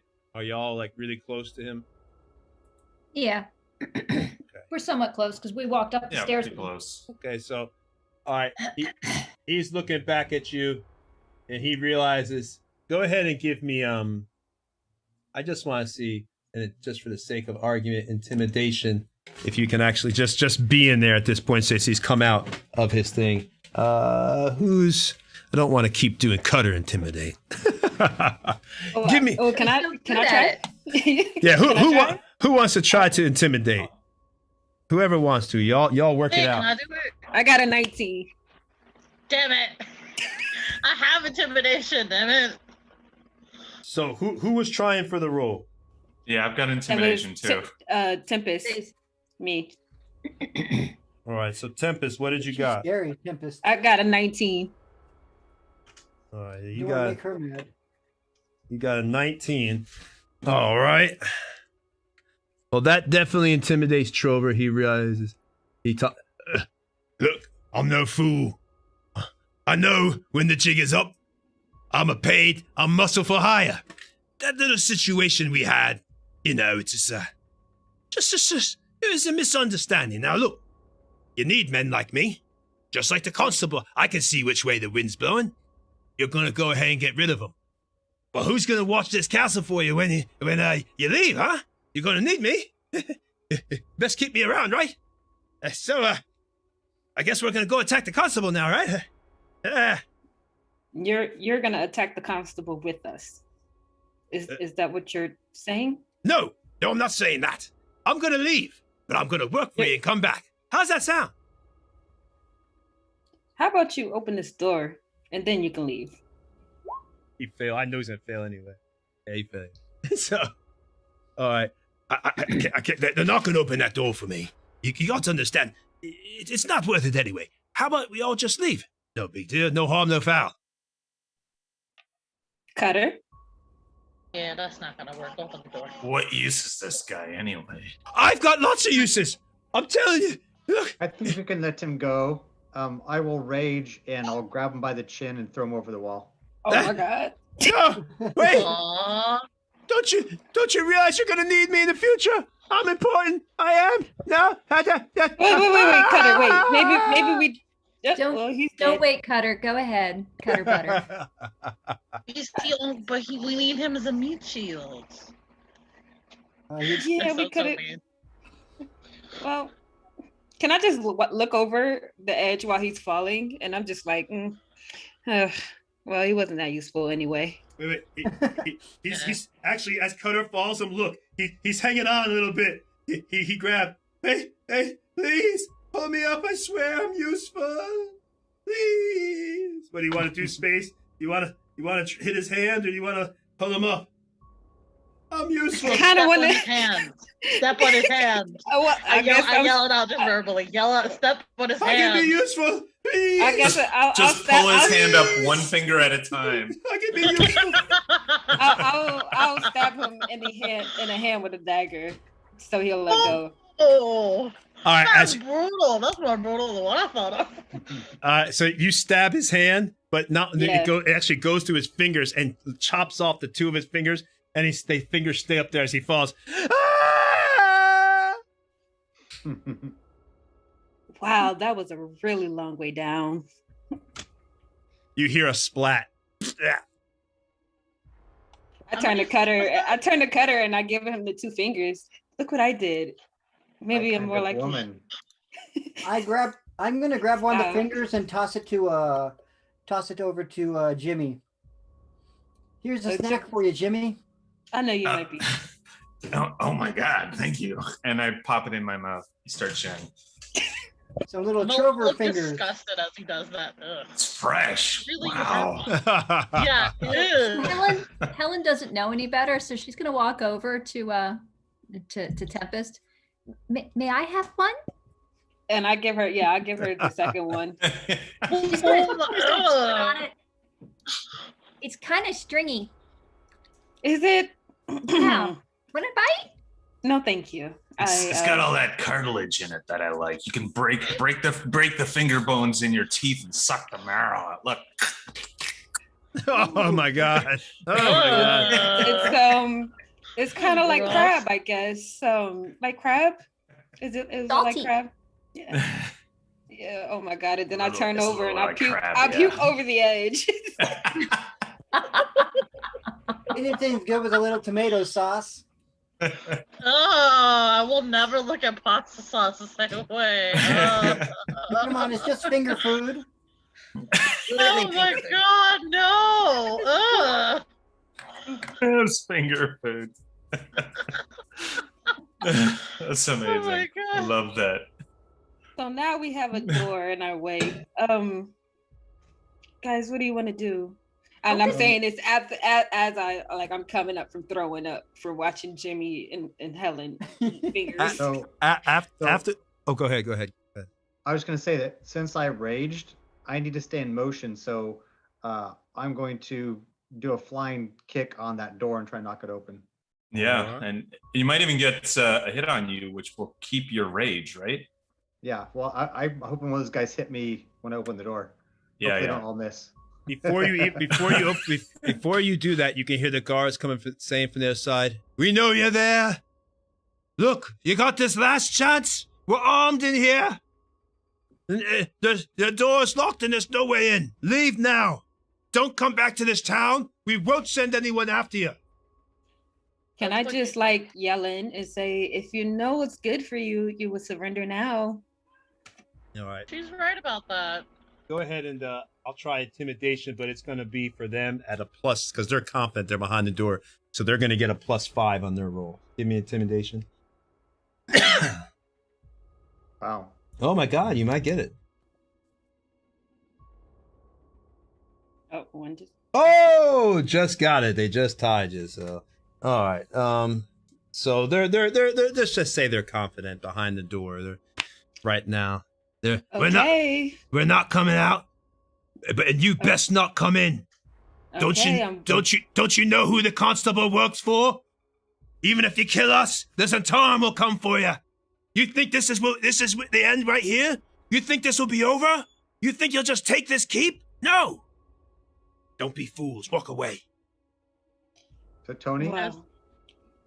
Yeah, go ahead. Yeah, so I know they said it's locked and it likely is. I'm going to try and jump kick that sucker anyway, so maybe I'll roll a 20. Okay, go ahead, roll it. Here we go. I get advantage because I'm Berserk Boy. And I think Oh, someone. no way. The door. There's definitely like a hit point to a door, so you can smash it over time. Can I help him smash the door in? Don't see why not. Or we could just ask Jimmy to open the door if he wants to. Jimmy does not open doors. We were just discussing that before they I- became I- fire I beetles. I do open doors. I got you got the thieves' tools. I broke my thieves' tools a little while ago. Fun in that. I mean, if I can if you actually hand damage me- that door, if Oh, I can yeah, go damage the ahead. door, I'll use my maul then instead. Okay. Yes, you can attack an object and destroy it. It Yeah. has a certain amount of hit points. Yeah. Okay. Is it auto hit or how does it work? I'm just gonna show auto hit. I don't feel like sitting here rolling damn rounds for the fucking door. it's auto hit. You know what I'm saying? You missed door. Just hit it, dude. We'll just say door has 10 points of damage, 10 hit points. Right, here we go. We're gonna RP it a little bit though as you hit it. All right, as you begin to bang on the door, stop! Get someone pushing against the door. They're trying to come through. Oh God, I don't want you to hear another. I don't want to die. I just built a house. Oh, my wife and my kids. Oh God, no. They're coming through. Shut up. Get in the line. Form the line. 9 points. All right, so Splinter. All right, so you beat the door. It has 10 hit points. That's one left. So you got to the point where you can Jack Nicholson it. There's like the whole. Yeah. So Tony. Yes. Tony, I'm going to because my character will walk up to Cutter, smack him in the face, and do about 1 point worth of damage of that smack. And she's gonna say, "Are you butter or are you Cutter?" I'm Cutter. Thank you, Mom. Get that door. And as she's doing that, you just see, like, I'm just pulling out my thieves' tools, and then I'm just looking, and I'm like, okay, I guess I'm putting this back. Yeah, just put those away. We don't need those. And then I'm just like, she is so scary. Talking about Helen. I think Cutter. I mean, we're just talking about torture and that. I think a rule though, if this door breaks, is you have to Ric Flair woo it. Woo! You got it. All right, so hit the door again. We'll just door goes down. We'll just say it goes down because it's RP. Minimum I can do is 6 now. That's right. So you hit the door again. Woo! Ah, they're through. They're through. All right, so let's get in here. I'll get a view here for you. Let me just take this piece off. It's easier to see inside. Oop. Seeing all this Dwarven Forge makes me want to buy one now. What'd you say? Seeing all this Dwarven Forge all the time makes me want to buy it now. Oh, that's just what they want to hear. I am sure Nate and Stefan absolutely have no problems. So we'll say the door is actually right here, guys. I just took it away so you could see inside the room better. So as you open up this door right in there, you see the guards right there at your face, Cutter. And we're going to go back into initiative at this point. We'll just keep the initiatives you have from before and start right where it had left off. So actually, at this point, it is Space's turn. That's left. I walk behind Cutter, and I peek into the room, and I just like, are you guys sure you want to do this? Because we're not here for you. If you want to flee and work for us, then I suggest you just run now. And I'm not casting a suggestion, by the way. I'm just trying to make a plea. Tempest is like, you know what? These guys are a little too easy. I know there's some hard shit ahead. I'm conserving my spell. Persuasion, bro. Yep. You can try persuasion. We'll see. Let's see. Yeah, let's try persuasion. These guys are a little. Oh, okay. We'll contest it. See.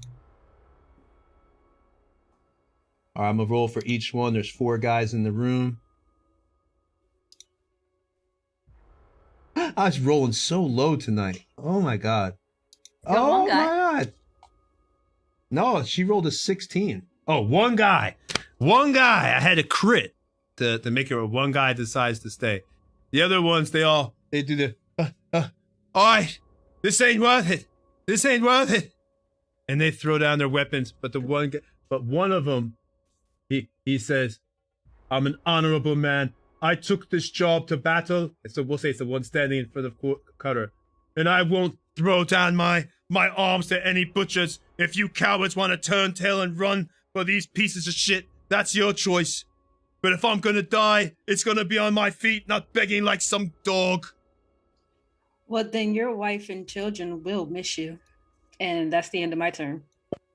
I feel really insulted that he called this a piece of shit. So Hey, that was in character. I love you guys. I really do. It's just in character. Oh no, I know. I'm just Yuri's now angry at that now, so she's like, he's gonna die. Oh. All right, so now it is Helen's turn. Okay. So Helen will cast Sacred Flame at him. All right, so you're just kind of 13. All right, so you kind of get like around where Cutter's at. We'll say that you're next to him in front of the door. I guess you have to, because you have to have line of sight, I assume. So Yep. She'll walk up. She'll see, Mr. Lancelot, and she'll go, cool, and she'll fire off a Sacred Flame. And that is a dexterity save of 13, DM. All right. Does he make it? Hold on. Dexterity 13. Probably not. I've rolled low everything else, right? Of course not. I passed one roll tonight, the entire night. I got an 8, so I got screwed. Tell me what happens. So let me roll damage. He takes Sacred Flame. He takes 4. Let me see. Type damage.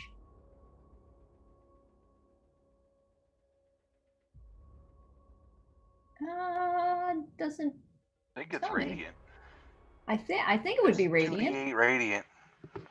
Yeah, 4 points of radiant damage as it whips around Cutter and hits him. All right. So it hits And him. she will- Oh, do you want to describe your hit? Yeah. So basically she's gonna kind of like peek around Cutter, and she's gonna say, "You should have left when you had the chance," and go, whoop, and fire will stream out on her fingers and smack him for 4 points. Of It kind of like burns his sword arm. He's waving his arm, almost trying to like cut the fire while it's in the air, fruitlessly trying to cut it because it's magical flame anyway. While he's doing that, she's then going to say to him, "Still time to run." Do you want to try to intimidate? No, I'm just going to leave it there. Okay, he's not going to. I'll never give up. No, I'm a man of my word, and I swore an oath to the constable. And you will die with this oath. Then I'll die the man that I was, an honorable man, not a coward or a butcher. Dead man. You think the world will forget what you did here? This will spread all around all Faerun. You'll be hunted. There'll be bounty hunters so? off of you. They will I sing hope our so. praises. Sing our praises. You can. Hey, look. As you say that, you hear from across the corner, like all the way across the courtyard. Butchers of Daggerfalls. Butchers. He's still over in the Butchers corner. of Daggerfalls. Yes, all right, so that was your move. Now. But with that, is- by the way, Tony, with Oh. that, I will take a step back so that somebody else can get in. Okay. All right. So now it is that guard's turn. Please, Athander, let me strike down one of these evil creatures. One that's taken so much life today. I don't want to believe that I deserve to die and these evil things deserve to live. And he takes his sword up in 2 hands, his long sword. You know, he's just going all out. Double, 2-handed. And he misses. Wait, who is he attacking? I'm sorry. He's going, yeah, because Cutter's in the front of the door. Whoever's in the front, unless you were in front of Cutter. No, I was behind Cutter. Okay, I thought so. Everybody got behind him. All right, so that's a miss with 13. Oh no, my gods have abandoned me. Please, I have faith, I believe. Don't let it end like this. And now he stands there. It is now. Well, those guys are done, so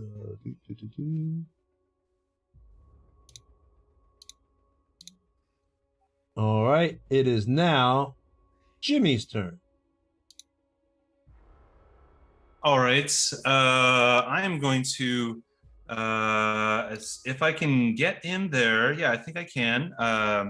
Just into the doorway, and he's not dead, which is weird. So I'm going to. I've got like full cover. I'm around the door. Can I sneak? What do you mean, like sneak right in front of him, like literally like the door he's looking at? Oh yeah, no, that's right. He's looking at the door. That makes sense. So I'm gonna poke my head around the door. Actually, I'm gonna get right in there, and to the other side of him if I can, and use my dagger. I think he's in the doorway, so you can't get past him. You know, because I took the doorway out here so y'all could see inside, but there is that door is there. It's only it's only that wide, so technically he's in the doorway blocking it. Right. Okay. So I'm just gonna use my dagger against him. You're gonna get stabbed. Okay. Walk right up to him. I've got a dagger +1. All right. It's a magical dagger, and yeah, for sure. Let's give this a shot. Oh no. That's enough to hit though. Stabby McStabbins. Yeah. No, all right. Yeah. Perfect. Awesome. So I'm going to stab him. This is without sneak damage, sneak attack. So ignore the sneak attack damage. You still do 12 damage. That is just 6. It's a 6 because that was mixed with the sneak attack damage. Well, that's just enough because Hellenbach did 4. So you want to describe? Right. Well, with my magic dagger, it just cuts through him like butter, right? So I stab him in the gut. And then bring the knife up, and it just like splits his rib cage, like, and that's it. As he goes down, he says, "Fortress Saderi, Kaderi non potest. A brave man may fall, but he will never yield." Yes, perfect. As he's doing that, I'm licking the blood and whatever the hell else is on my knife off. Not the edge though, not the edge. Just the flat part, making sure that I'm not licking the edge of a magical dagger. That would be funny. That was good. Critical hits myself in the face. It's accidentally cut in the mouth. Guys, yeah. It's like that one meme that the guy licks the poison blade and kills himself. Yeah. Oh, I saw this one. First day as an assassin, guy spikes a drink with poison, mix it with his finger, licks it, and then dies on the spot. All right, so three of those guys jetted. There's one body on the floor. As you're doing that, you see there's a stairway right here from below. You hear, yelling from below, "We're coming!" And some guards start running up, but they see the body on the floor. They see you. Oh hell no! And they go right back downstairs. Oh hell no! Oh wait, he was in my range. I want to slice him down. Oh, you want to go ahead? You want to try? Because they all just, oh hell no, forget it, and they just all run. We're out of here, and they go back downstairs, running straight back there. But if you want to try to shoot one in the back, the last one that's running downstairs. That's 23. I think that hits. He falls right on the stairs. He doesn't die, but you hear him roll down the stairs, and he dies. Like, and you hear the crack of his bone. Bonk. Yeah. Man, y'all have totally. I wish I could have been a player in it. It's total slaughter fest, man. Siege in a castle. All right. So now. Okay. Now, you see the stairs. What do y'all want to do? Well, I guess we can only go up from here, right? So let's do this. Oh, we can go up or down. Is there more up? They ran down. Yeah, they ran down. I assume up is just like a watchtower or something. It's probably the tower. You think Maybe so? We can go. I would have thought it would be down into the keep. Hint. Up would be probably good. Okay. All right. Let's go up. All right. So I guess Down. I guess we're going up. Down or up? Which way? Up. Up. Up. Let's go up.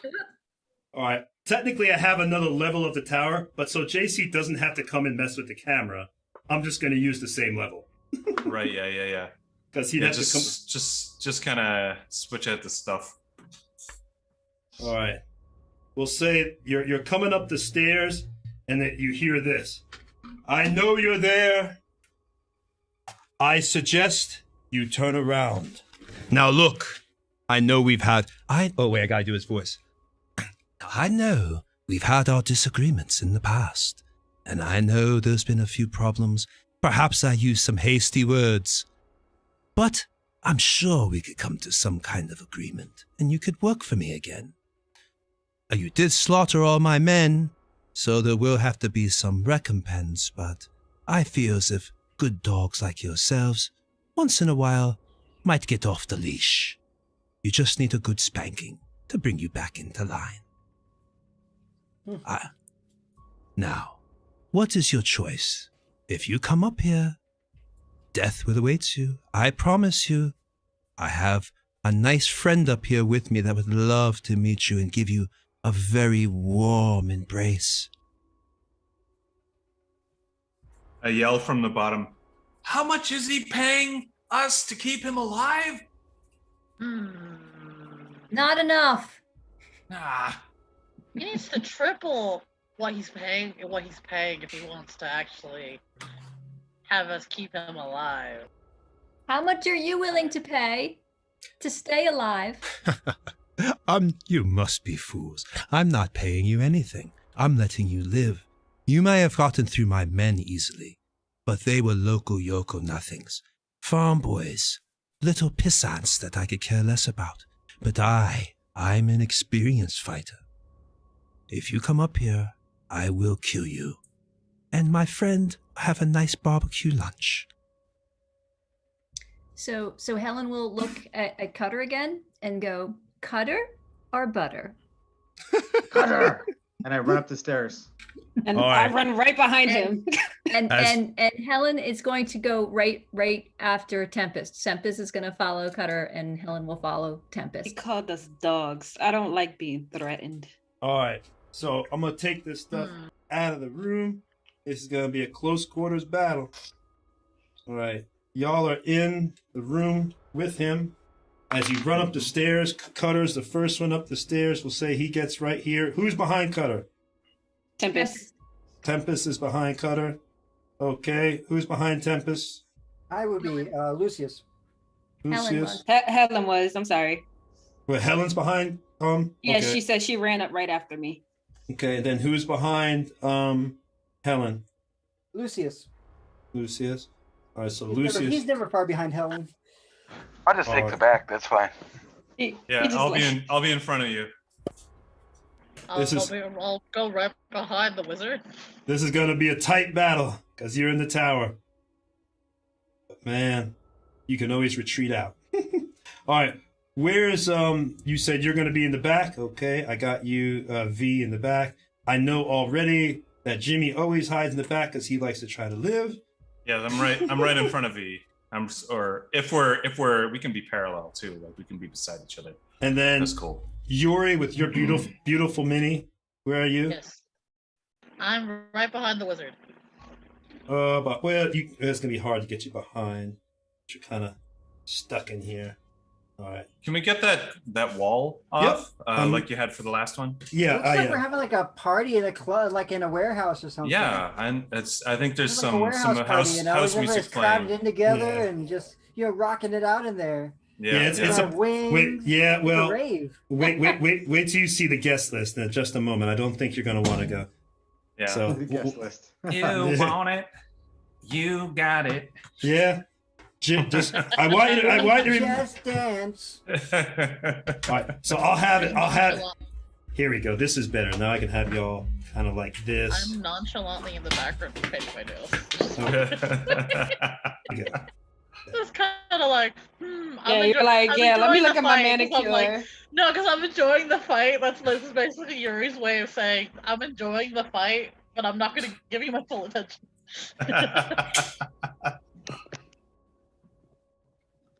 All right. Yeah, we'll do a little bit where they don't have to move. As you walk up there, all you see Colderan, and as he sees you, right as the first head begins to pop up, he twists his little ring around his hand, and he says, I was saving him for a special occasion, but I guess you'll do. And all of a sudden, a burst of flame. You're welcome, Jimmy. A burst of flame comes up, and you see a fire elemental standing right next to Tren. And he's ready to attack. Now, all of you will die for your impetuous foolishness. You should have begged me for your lives. You should have wanted to serve me. But now, you will burn.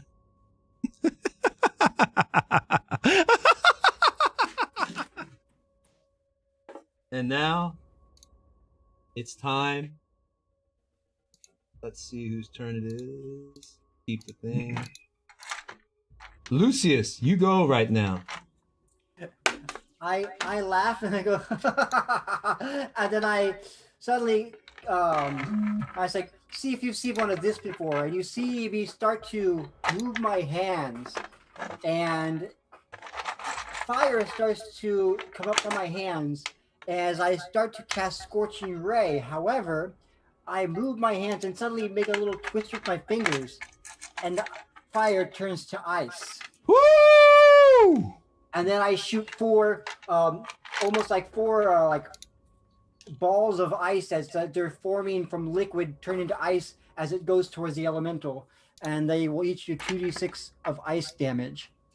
And hold on. And if it's weak to ice, well, that would suck for it. Yeah, well, I hold out my cup. I try to get some ice in there. It doesn't. I'm gonna say that ice technically counts as water, because it says water. Yeah. But in my mind, ice would defeat fire. I mean, that's X-Men, bro. Iceman, Bobby Drake versus Pyro. So yeah, we're gonna say that for every gallon of water splash it takes. Okay. That's Battle Beast's rules. Yeah, so we'll just do that. Sure. So I don't think you get to make a spell save, actually. I don't know why it says a spell save. Yeah, I don't think... hold on. I think that's something weird. I don't know what's going on with that. Sorry. It's like an attack, right? Attack against his AC?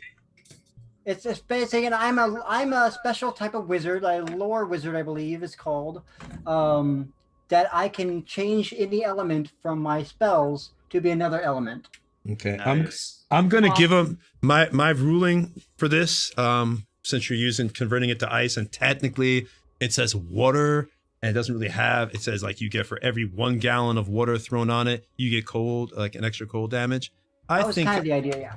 Yeah, I don't like that. I think that y'all should get a little extra for the cold damage. So what I'm going to say is that cold damage does an additional 1d8 damage to the creature. So 3d8? Yeah, so do one more extra hit dice wheel, 3d8. So there you go. There you go, 3d8. All right. I get 3. I throw 3 balls, so it's 6 plus 8 plus 7. So 10, 18, 19, 20, 21, 22, 23, 24. Woo! Yeah. All right, so... And then I'm going to step out of that room if I can, unless I'm barred in by what's his big butt? The Fire elemental? Jimmy's big butt, unless I'm barred in by him. I'm mostly butt. I'm mostly butt. All right, so we'll say that you're able to get. I'm just gonna squeeze by, oh, excuse me, I'm gonna step out. It's getting a little hot in here. Woo! My show is over. Yeah, we'll say I you're was over. like, I leave it. It's getting hot in here. So take Leaving off the all your sauna. clothes. Leaving the sauna. Oh, all right. So we'll say that you're able to move out just a little. I got you. But you're still susceptible that if he wants to hit you, of course, but you're out of the way a little bit there. All right. So now it is actually the fire elemental's turn with a 7. And you can look back through the chat now and see that as a legit roll. That is not me just making it up to go. All right. So let's go ahead and do this. Move through space. All right, touch attack. All right, he's gonna see who's in the room. Trend attack, kill them all. As the fire elemental looks, and it kind of just gives like a grunt, it sounds like charcoal, like being like scraped against each other. Its voice, and it begins moving towards eeny, meeny, miny, mo. Catch a tiger by the toe. My mother told me to pick the very best one, and you are. All right, so he'll go for a good old space and multi-attack with space. Since you were right there behind Cutter. Oh, you didn't just roll a d6. Yeah, I should have. I thought. Wait, you want me to? Space probably is like, yes, let's do that. Let's do that. 7 players, so it would be a D8 technically. Yeah, I'll just do a D8. If it comes up as 8, I'll just re-roll. Make it fair. Make it so nobody feels. He'll hit him. He'll hit his master if it comes up 8. Well, no. Because we can't count. If he comes up a No. 1, he does. No. We're not doing that. We are not hitting the master. All right, so 3. So, 1, 2, 3. Was that 4, still 5, space? 6, 7. So it's Yuri this time. All right, so 3 is thank you. Okay. Sorry, Yuri. Yuri can take the hit. I can't take the hit. This is why I love you, girl. He would have just It's all killed good. you. It's all good. I'm good. All right, the elemental can move through a space as narrow as 1 inch without screening. A creature that touches the elemental or hits it with me attack within 5 feet takes 5 damage. In addition, the elemental can enter a hostile creature space to stop there. All right, so what it's going to do is it's going to hit you, and then it's going to move. So because it can move into your space. So let's do the hits. It's a multi-attack. I get 2 attacks. Come hit me. I don't care. Hit me! And a miss. And I've always missed. It's gonna miss. I'm telling you, I'm gonna miss. I've been missing all night. Is that a hit? 18? That's a shield. Well, I don't think that's affected by. I don't think that affects fire shield. The shield spell. Oh, really? No. I don't Doesn't think it so. just increase your AC though? Shield. I thought increases. I thought mage armor increases AC. Shield stops like arrows and stuff. Attacks. I'm sorry. Oh, right. Physical attacks. I'm sorry. I'm wrong You're about that. So I take some. I'm like, damn, that hits. Okay. All right. So how much fire am I taking? Damage 11 fire. If the creature or a flammable object ignites until Hey, a creature. guys? Can I interrupt for a second? How is Yuri in the room? She entered in right behind. Right behind the wizard. Yeah, We're right all behind. crushed in here. We're kind of overflowing a little bit, but we're all sort of squished. There's Yeah. not one person per 5 foot. I just Yeah. people put outside the room because it didn't look right on the camera. So Oh, okay. We're Yeah. pretty much being really foolish and stupid by crowding ourselves in one big spot so we can just get torched. But we're confident. Well, I'll get around the back of them. Don't worry. So all right. So that one hits you, and it says until a creature takes a flammable object ignites, until a creature takes an action to douse the fire, the target takes 5. All right. So this thing comes over, and it hits you, and then it moves into your space, Yuri, to try to get you. And here it says the first time it enters creature space on turn, the creature takes 5 points of damage. And then so this thing hits you. You see like this fiery appendage come, and it tries to grab you and actually holds you by the waist. You feel the burning going into it. But even worse, you realize that your feathers on your wings are flammable. They're flammable objects. So your wings begin to go up in fire, and you take an additional 5 points from damage from that and 5 points from entering your space. So in total, you're taking 21 points of damage as this thing comes onto your space and moves into you, and your wings are ignited.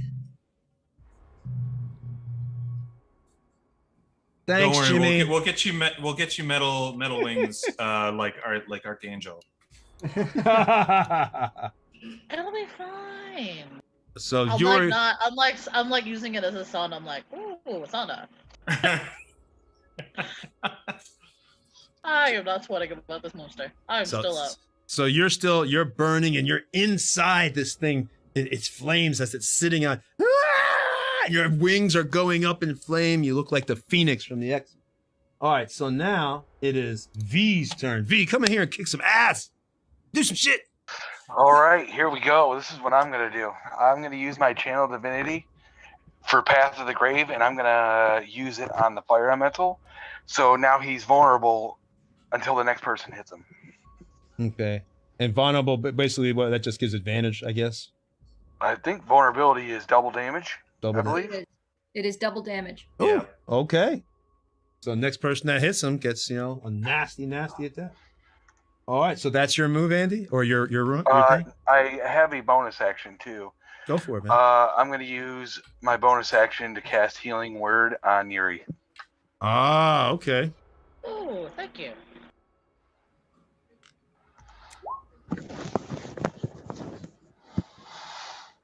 All right. That's 4 health. And now it is Yuri's turn. I'm going to smite Yuri.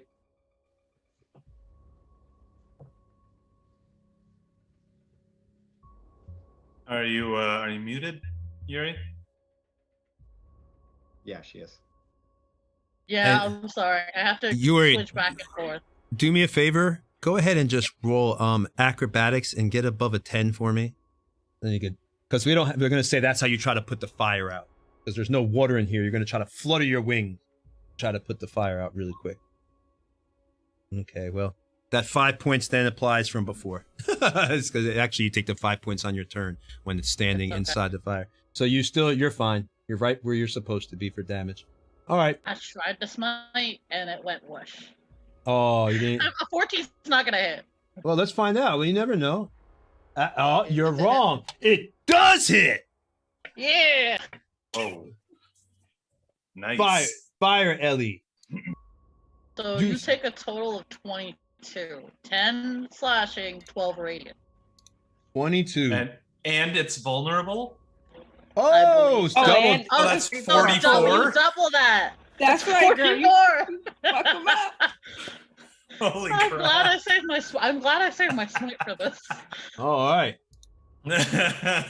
And now She like, I hit him where it counts, you know. you did. That's right. And now it is Hutter's turn. All right. So does it look like this creature is resistant to regular weapons? By the way, the other people, has anybody hit him with regular weapons? Nobody's hit him with them. I believe I hit him with the The first, the first. Smite, though. Oh, well, that's right though. That's a regular My weapon. smite is magical. That's the only difference. But your weapon is not. Yeah, my weapon is. Oh, not but you know magical, what? smite But you is. know what? It doesn't say weapon. In old school D&D, it said weapons. Here it says non-magical attacks. So this is kind of like a gray area. I would say then that it counts because that was a magical attack. You know, it doesn't say weapons. So Right. Any rules and lawyers over here? I'm the opposite of a rules lawyer. Well, when it comes to paladins, their magic is inherent.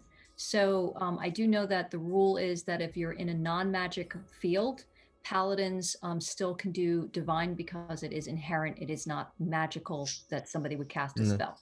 Yeah, That is correct. Yeah, so that seems right to me that this would it would still work and not be resistant to the bludgeoning, piercing, and slashing from non-magical attacks, not weapons. You're lucky because old school D&D say +1 if you don't either +1 or better. So you got lucky. All right. So that thing, it takes damage. You see, Trent's like, my pet, you're killing. No, wait, that's not it. You're killing my pet. I will destroy all of you too. I'll burn you in the ashes. Yeah. All right. so what is Cutter? Wait, Yuri, don't you get 2 attacks? Oh, we're level 4. Oh, we're level 4. That's level 5. Whoops. Yep. I wish I get 2 attacks. I know. Once I get to 7, I get 3. So Cutter, what are you doing right now? Am I in striking distance of the constable? You'd have to move up a little. Okay. I'll move up a little into him. All right. Since you're not moving out of the threat range of the fire elemental, all right, you're on the constable. What would you like to do? All right. I'm going to attack him with my short sword. With a reckless attack. Wait 1 sec.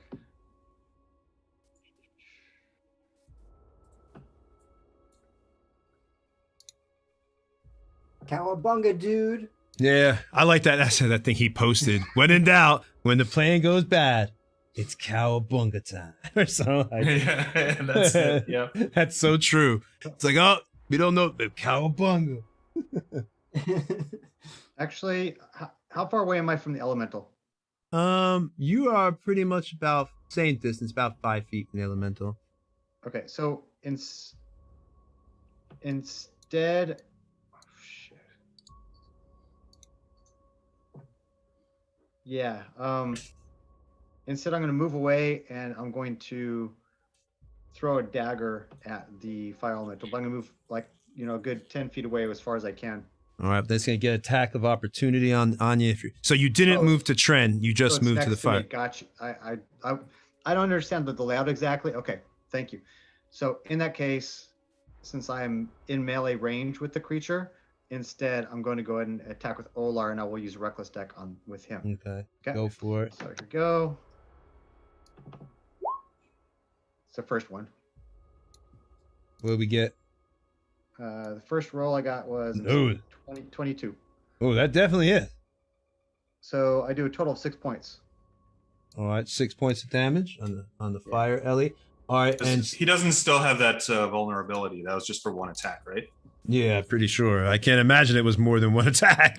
That'd be crazy OP. Yeah, after the 1 attack's done, it's over. Okay, it fizzles. Right. Okay. Yeah. The next attack. Yeah, that'd have been crazy OP. So we also have another cleric that can do that too. So yes. All right, Cutter, you do your 6 points of damage, but you also take the 5 points of damage because you didn't move away from it, you just tried to hit it, right? Exactly. Yep. Okay, but being in melee form, you can see the ruling right here. It says right here, anything attached, attack it. So you take 5 points of damage attacking it with a melee weapon within 5 feet, but you also take 6 points off it. So as you go with Olar, its blue glow comes out of the scabbard, your muscles flexing, and you slash, and you literally cut a piece of the flame and it dissipates right into the air, and you can see the eyes flash of the elemental as it looks at you with malevolence in its eyes, but it's a little wry smile behind its pain because you see a wreath of flame go up your arm and it doesn't burn you terribly, but it's painful enough that, it begins to give you blisters and everything and burn you, and you take 5 points of damage. And as I do that, I smile. He smiles at me. I smile back, and then from the floor rise my spiritual ancestors with their shields, and their spears, and their swords, and they surround him. And they stand in front of all of my allies, protecting them. They're jacked, getting ready. All right, so now it's Helen's turn. All right, so Helen saw that Yuri was injured, so she's going to think about that for a second, and then who goes after me? No, wait, I thought I went before Helen. You go. You already went. I was after Cutter. Yeah, I don't think Space is gone. Yeah. Do you know? Helen goes after Space. Do you know what happened, Space? Your thing has literally disappeared off the turn order. Yeah, 'cause I think I wrote like a 17 last time. Yeah, it's gone. It's just gone. You're not even up here anymore. 1, 2, 3, 4, 5, 6. Yeah, you're gone. Wow, I disappeared from existence. I'm no longer there, guys. She was smart enough to get the hell out of there. All right, well, it's Tempest's turn now, right? Yeah, it's her turn first. Yeah, so go, Tempest. I mean, add you back in. So is talking like a free action? I don't see why it wouldn't be. I thought it was. Yeah, Okay. I don't think it is. So Helen will whisper in Tempest's direction and say, if you want to hold for a moment, I could do that same trick. And I will hold my action and wait to see what Helen can do. All right. So now it is the constable's turn. He looks enraged. Enough! If one won't do, then two will certainly finish you. And he twists his ring one more time. Uh-oh. And out comes another fire elemental. Oh, crap. oh shit. I think we gotta get the ring away from him. Holy crap. The battle is on. I think we gotta get that ring away. Killed him from first. him. We might have to kill him first. I don't know. So Trem used that, and now he's got these elementals kind of in front of him. Cutter is still, right by. Well, no, you didn't. That's right. You didn't go by Trent. So you're right there, kind of in the center of these elementals now. But the rest of the party has your ancient guardians blocking them all in front as these, elementals have come up. One elemental is seriously wounded. It looks like it's falling apart. The flames are barely licking on it, but it's still standing, that one. But now you've got this one up, and I didn't roll this one. I'll roll it right now because I didn't want you to see this. Tony, just for clarification, these two elementals are within 5 feet of each other, right? Cutter is in between, so they're within 10 feet of each other. Because there's a 5-foot gap in between them, we'll say, where Cutter is standing. But the wizard is within 5 feet of them. Right, or at least one of them. I would, yes.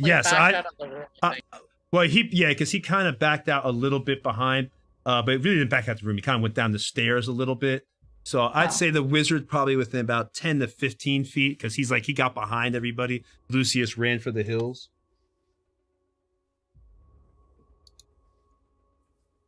Does that make sense? Or yeah, that makes sense. I didn't take my. I know I'm skipping. Can you just move me within 5 feet of both of them, please? All right, we'll just say you're within 5 feet, so I don't have to go on the board. But I know you're within 5 feet. You just remember that too, if you want to move within 5 feet. Okay, so I think it's my turn. Yes, now it's your turn. Okay, so she's gonna step forward next to Space, and you're gonna see this dark, magical, kind of like flashing, and she's gonna channel divinity, and she is going to cast channel divinity, Path to the Grave, at the first elemental. All right, the weak one. Gotcha. Okay. And she's then going to touch Tempest's arm, and she's going to say, "Let her rip, girl." And when she does that, I'm going to cast my last level 2 spell slot, and I'm going to chromatic orb using ice. All right. Nat 20. Oh, that's crazy. Why did I? Yeah. No, it's vulnerable. Got so this girl. Woo! Ice, baby. That's crazy. And then I'm going to use my last 2 sorcery points to twin it. Yes. I hit the other one. Nice. Destroying it. Ice, baby, too cold. It's vulnerable. It's vulnerable to it as well, so it's double the damage of the double damage. Oh my God! Is it really? Oh my God! I'm gonna blast that thing. You know into, what? I'm gonna sit back. Just got triple damage. Listen, that's too many. That's too many damn numbers on the screen for this time at night for me to think. I'm gonna let y'all add up the damage. Let me know what the damage is and everything while I sit back and talk. So go ahead. 24, 38. 38 times 2. And then plus the 2d8, right? Because you said I would get the extra d8. That's right. Yep. for cold damage. So that's plus fair to 6. me. So what was that? 58, 39, 44, and for 2, for 3, 44 times 2, 88. All right, so one of them definitely is down. One of the elementals just you cast this chromatic orb, and my God, Tempest, it is unlike you. You are the power of the storm, hence your name. You know, you're channeling for the people who have, played with Tempest and did some of her personal quests. She did a little bit of her past, situation. So she's getting some of that power. She feels her within her, and all of a sudden it just comes up and the room begins to go frigid. Tren breathes, and a little bit of ice and frost comes from his mouth, and you could see the fear in his eyes. No! Take her down! Take it down! Take it down! But it's too late. As the fire elemental comes on top of you, you final the wisp of all the air come in, and it releases in a massive spray explosion. And the elemental on the storm. And the elemental. And I'm just looking at Trin and I'm just laughing. Do you want to surrender now? The first elemental freezes in place. You see its eyes still glowing red in anger, but then they dissipate, and chunk by chunk it falls. Frozen fire has got to be an exotic material, right? Oh no, Jimmy, you're not getting it. No, Helen will Jimmy. run up and grab some. No, that's for Josh. Josh collects these kinds of things. No, we're not. I do. No alchemical. Lucy No. definitely likes these rare things. You never know what you might Add pay one for them. frozen fire. No taking advantage of the DM's quick improv for easy materials. I would like to go to D-Bay. I'd like to go to D-Bay and see how good this is in the market in D-Bay. D-Bay. All right, so That's one Dragon Bay, right? one is down, and the other is obviously hurting bad here. All right, so that one's still up. All right, and it's actually now that elemental's turn. You can look in the chat to see what I rolled. You can see it was a 13.17, and Helen is a 14, so I come after Helen with this next elemental. All right, so this elemental, it realizes, it doesn't have a conscience per se, or a fear in that sense, but it knows, and it looks, and it looks at Helen, and it goes for the one. Well, actually, no. You know what? It goes for Space, because Space is the one that did it. It rages at Space, and quickly, I know Space is like, God damn it. No, you know what? At this point, I welcome it. Come on. It makes sense. It makes sense. So it goes to attack Space with this multi-attack touch. First one. Let's see if it hits. Watch me miss anyway, so it doesn't matter. Oh, okay. Well, I hit. Nope, you got it. Okay. And you don't have anything flammable on you. You don't have wings or anything. No. Let's see. You don't have a spell book. No. So no. So I'd say you're okay. Okay. On that one.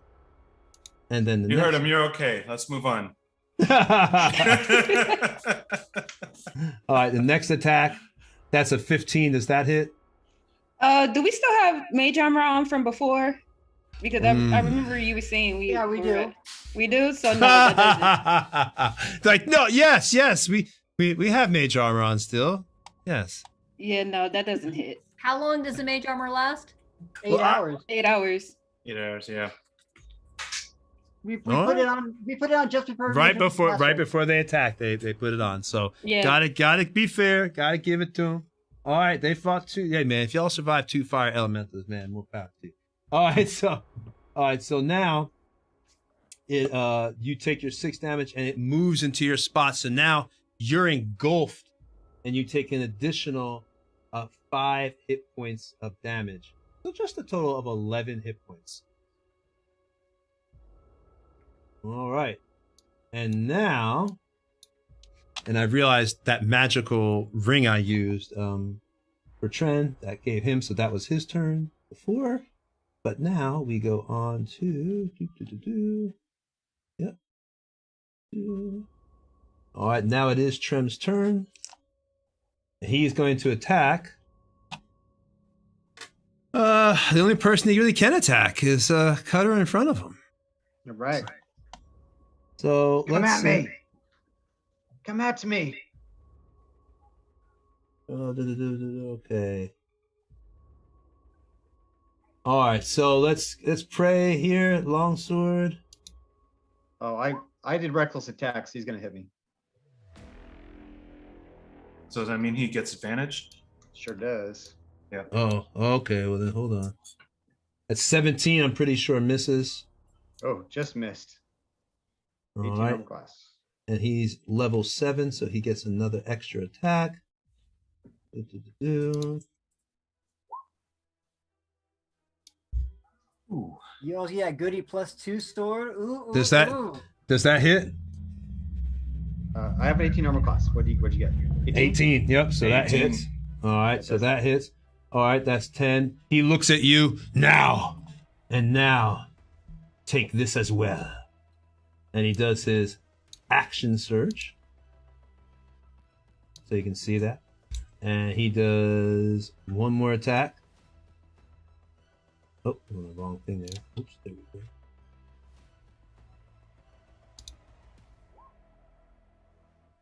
A miss. Oh, I hit. Okay. So a total of 21 points of damage as he comes in here. And I can't use another ring right now, so that ain't gonna work. All right. 'Cause let me just check. So, see, this is when knowing older editions messes me up. Tony, not to interrupt you. Question: is that thing within 5 feet of me? What? The thing that's attacking Cutter.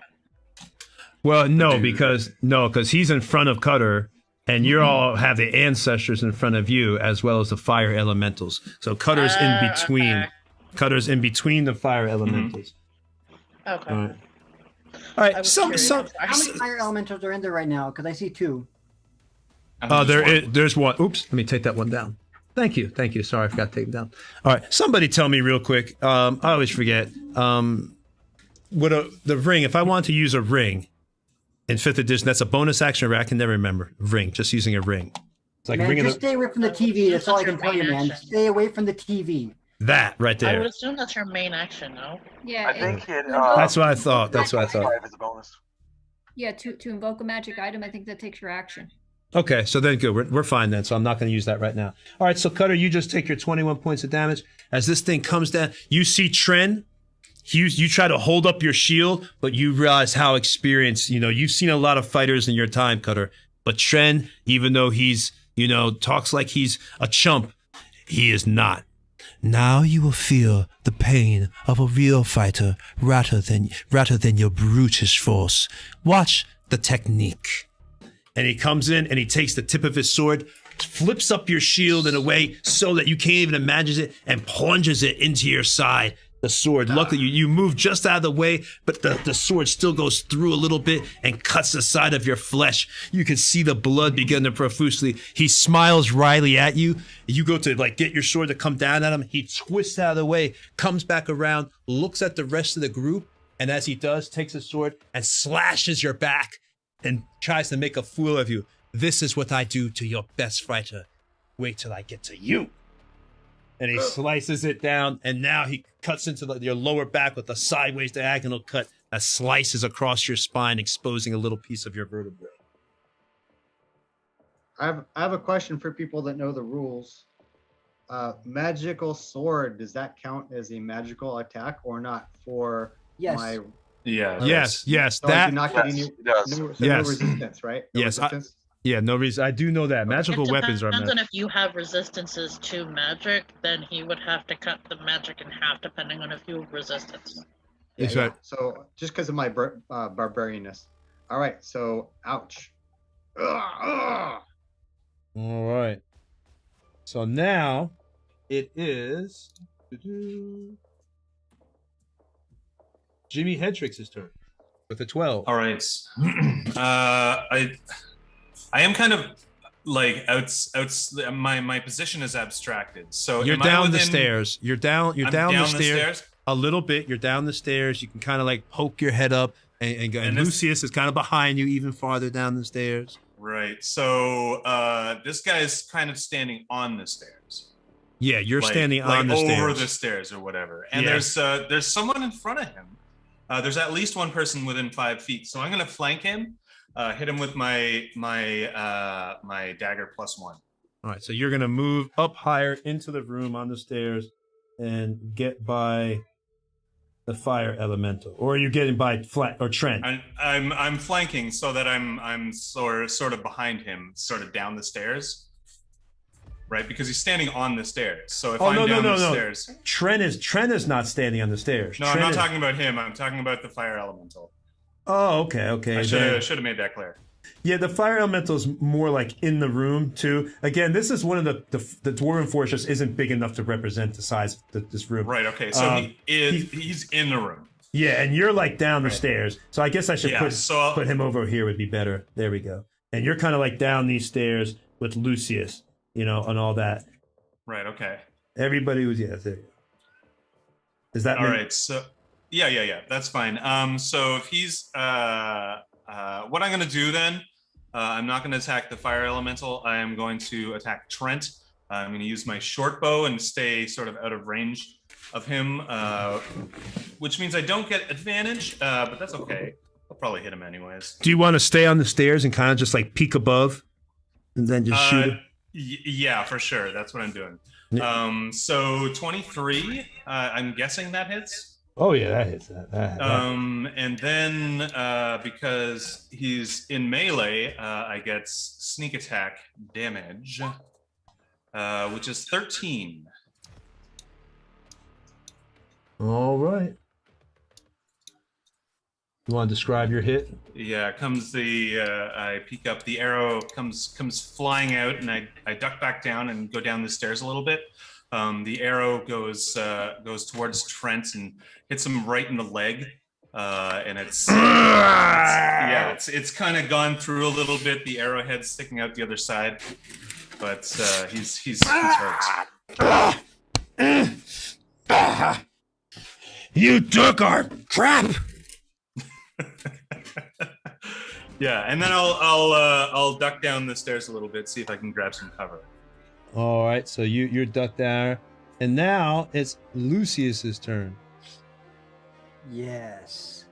So Lucius, instead of just fire elemental still there, right? There's one fire elemental still up. I think I'm going to leave the killing for the rest of you all this time. Looks like Tempest and Helen are doing a great job on their own. Let's make this a little bit colder. And then he goes, I put Bane on both of you. And I cast Bane, which means, let's see here, level 1 spell. Let's see, it's a level 1 spell. I think it's disadvantage on attacks. Yep, what it does, that's not disadvantage actually. They have to make a charisma saving throw. If they fail that throw, then that means they must make, whenever they roll an attack roll or a saving throw, they have to roll a d4 and subtract that. All right, and this is for the fire elemental or Constable Trent? Both of them, actually. Yeah, because they're both close enough. All right, so here's a charisma saving throw. What do I have to get? I believe it's a 14. Double check here. Yeah. Okay. That spell gets kind of annoying in 5e. Just say, use the right way. Gets oh no! Fire elemental just killed that. No. Yep. 18 for the fire elemental. But Trim. Yeah, Trim. Now Trim's not going to be cutting you up anymore, Cutter. It's your turn to do some cutting. All right, so Tren feels a sense of, what did you do? He looks at the elemental and he goes, and it looks at it kind of like, and looks at Lucius. I blow a kiss. All right. I hope you know what you're doing with that. Blowing a kiss. I'm gonna take a step back, of course, again, and put myself behind Jimmy. And he's like, "You're good for this, right?" Yeah. I got for this. Yeah, let's kill this thing. He's gonna I have reach. this image of these guys taking turns hiding behind each other. That's their game, man. That's their That's what they do. We're just covering each other's backs. That's all. Mm-hmm. Lucius has been doing that ever since that game with the wolves in the forest, if I'm not mistaken, because you all let him die or go down, and then you just left him there while you all sat there and talked and like refused to bring him up. So he sat there for like 15 minutes, and ever after that, he's been like, he hasn't said it, but I could tell. It's like, oh hell no, I'm not having that. I ain't trusting y'all. Yes, I'm not gonna be laying on the ground for 15 minutes of the stream while y'all sit there and rip jokes on me. Yo, To be I really fair, did he that? ended That's up in the crazy. front. To be fair, he wanted to be a meat shield. Yeah, that's true. All right, so now Lucius. That's what you're there for. So the elemental looks at you and its eyes flash in a smile, though. Like you could get like a sense of happiness that it passed your little. It has no sense of fear or pain. All right, so now it's Andy's turn. All right. Are they within 15 feet of me? Or can I move within 15 feet? Yes, you can move within 15 feet. I want so okay, I want to move within 15 feet of them. Mm-hmm. And then I'm going to cast Spirit Guardians. Sweet. So if they start a turn, if they fail a wisdom save when they start a turn in that, they do 3d8 necrotic damage. And only have half movement. There's no save for that? Wisdom. Wisdom Yeah, save DC minus 14. 4 or minus D4. Okay, so I can do a wisdom save right now for both these guys. On And their what- turn. Oh, no, turn. Okay, Yeah. okay. That's fine. When they that's fine. start their turn in it. Okay, perfect then. That That's works. half movement too. So Okay, just remind me when we get there. All right. Is there anything else and you then I want to do? still got a bonus action. So Yeah. I'm going to cast who's injured right now? I'm injured. Cutter's So injured. Yuri still. Looks like Cutter's like right in the heat of everything here. Yeah, Cutter's in like the middle of everything. In the heat. I'm going to cast Yes. Healing Word on Cutter again. Or on Cutter, and that's going to be another first level. V. Okay, let's see.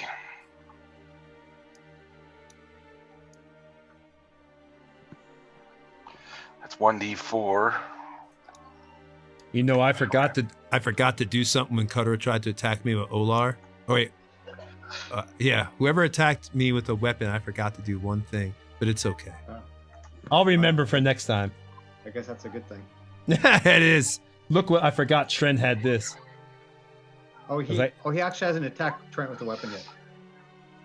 That's 5 healing. 5. Fully healed. Just kidding. Nope.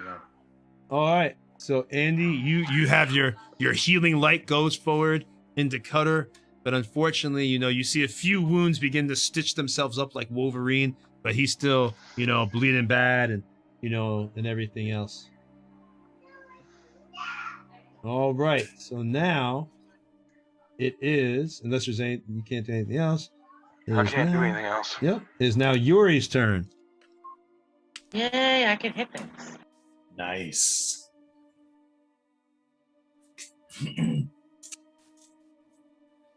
So I'm going to again just if the one in front of me is not dead, I'm gonna hit the next one. Well, there's only one. There's that fire elemental, so you can hit that fire elemental. He's right in front of you. Or you can get to him. What about what's his face? Tren? Yeah, there we go. Yeah. You would have to move through. Just be aware that you are going to be moving through the elementals, little danger zone there. If you move past to get to Tren. Damn it. Okay.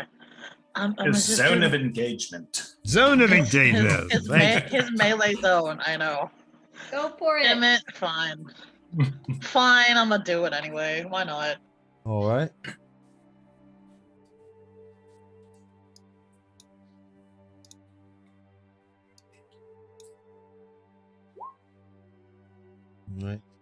All right. That was sad. That was really sad. All right. So That was a time. That was sad. as you go to take that, you go to hit the fire elemental, you know, No, I nothing. went straight for Trent. I went straight for Trent. Oh, you went for okay. Well, then I went for Trent. All right. Well, the fire elemental gets an attack of opportunity then. Okay, hold on.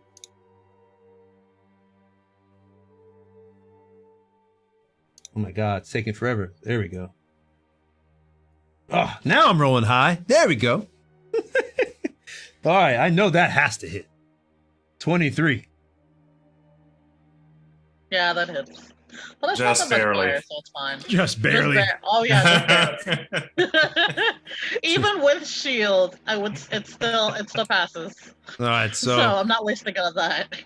So you take, you know, your the fire element, you try to run past to get to Trent, you fly past your wings, it literally grabs your wings, and as you continue to fly, the momentum carries you forward.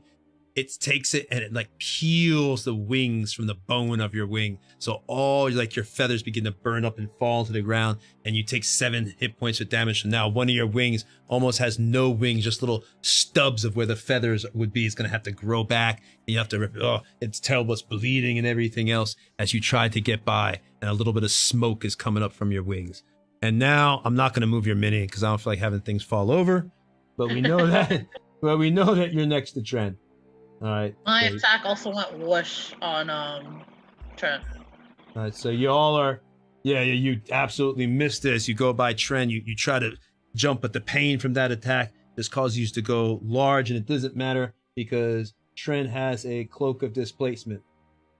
So any attack roll is going to be at disadvantage against Trent. I forgot I had that. I bet y'all wish I had really kept forgetting. Yes. Yes. Kinda. So now it's Cutter's Not turn. really. It's good. It makes for a good fight. It's Cutter's turn now. All right. I'm going to sheath Olar. I'm going to reach out and try and grab her on the neck. All right. You're going to try to grab him around the neck for contested strength. Can I get advantage, of course? Well, it's disadvantage because you're trying to grab him, you know, because he's still an illusion that makes it appear to be standing in place. So you're trying to grab this guy, and you can't even really see him. So I don't know how to almost do this because technically, it'd be even. Well, it'd be even, right? Because it's like you're trying to get him, but he's like not where you see. So I almost don't know how you could grab some. Yeah. So it would have to be disadvantage because you. Well, but then I also get advantage because I'm raged, so it'd be even, right? Yep. So it cancels it out. Yeah, it cancels it out. Okay. Yeah, that's right. Oh, just a 6. Yeah, nice try.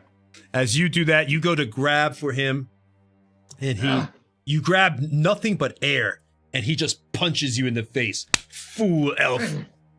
Oh, no. As he punches you, you know, you feel one of your teeth. He's like, and he says to you, no matter what happens today, when you look in the mirror from this day forward, it's me that did that to you. And you'll be dead. So Trem is now doing that, and now it is Tempest's turn. I've got an in-universe question. If elves live for so long and they always have perfect teeth, do they grow their teeth like sharks? That's true. That's man, dude. We can't talk about that now because that'll be the rest of the stream. Yeah, no, that's true. So go ahead. We'll be geek debating like elves with elf dentistry. People will be tuning in left and right. They're like, oh yeah, man, it's great. All right. I'm now just giving my roommate ammo to start researching if that's true. Just by the way. Elf dentistry. Not Thomas. Oh my God. Thomas would do it. I know Thomas. Sorry, Back on track. Back on track. My okay, turn. perfect. Now you said that I'm in this elemental is in my space, right? Yeah, you're burning. Oh, that's right. You take 5 points of damage because it's inside your space. So you're taking 5 points unless you can douse the fire somehow, which means you'd have to drop. Since there's no water, I'll allow you to get out of the space, but then drop and roll. But if you do that to put the fire out, you're prone. That's the deal. Since we homied these rules in the beginning. No, I'm gonna do another chromatic orb. I'm sure one of the magic users won't leave me on the ground for 15 minutes. I definitely think this is going to be at a heavy disadvantage. I'm going to let you know with a negative on it because you're literally casting while you're on fire. I can't think of a situation that would be more a call for disadvantage with the -5. Well, that would be maybe concentration or something for her to. What'd you say? Well, when you're taking damage and you cast a spell, I think that there is, depending on the level of spell and how much damage you take, on whether or not you can maintain that concentration to get that spell, to get the spell off, to be able to cast it. So I think it's the damage. I can't remember the rules, but when you're concentrating on a spell, right? If you take damage, you lose that concentration. So maybe it's, how much damage is she taking? I mean, Five. don't you have to roll You're taking 20? five hit points of damage at the start of the turn. That's why I was saying she can douse it by rolling on the ground. But if she tries to cast, I was thinking since chromatic orb is like an attack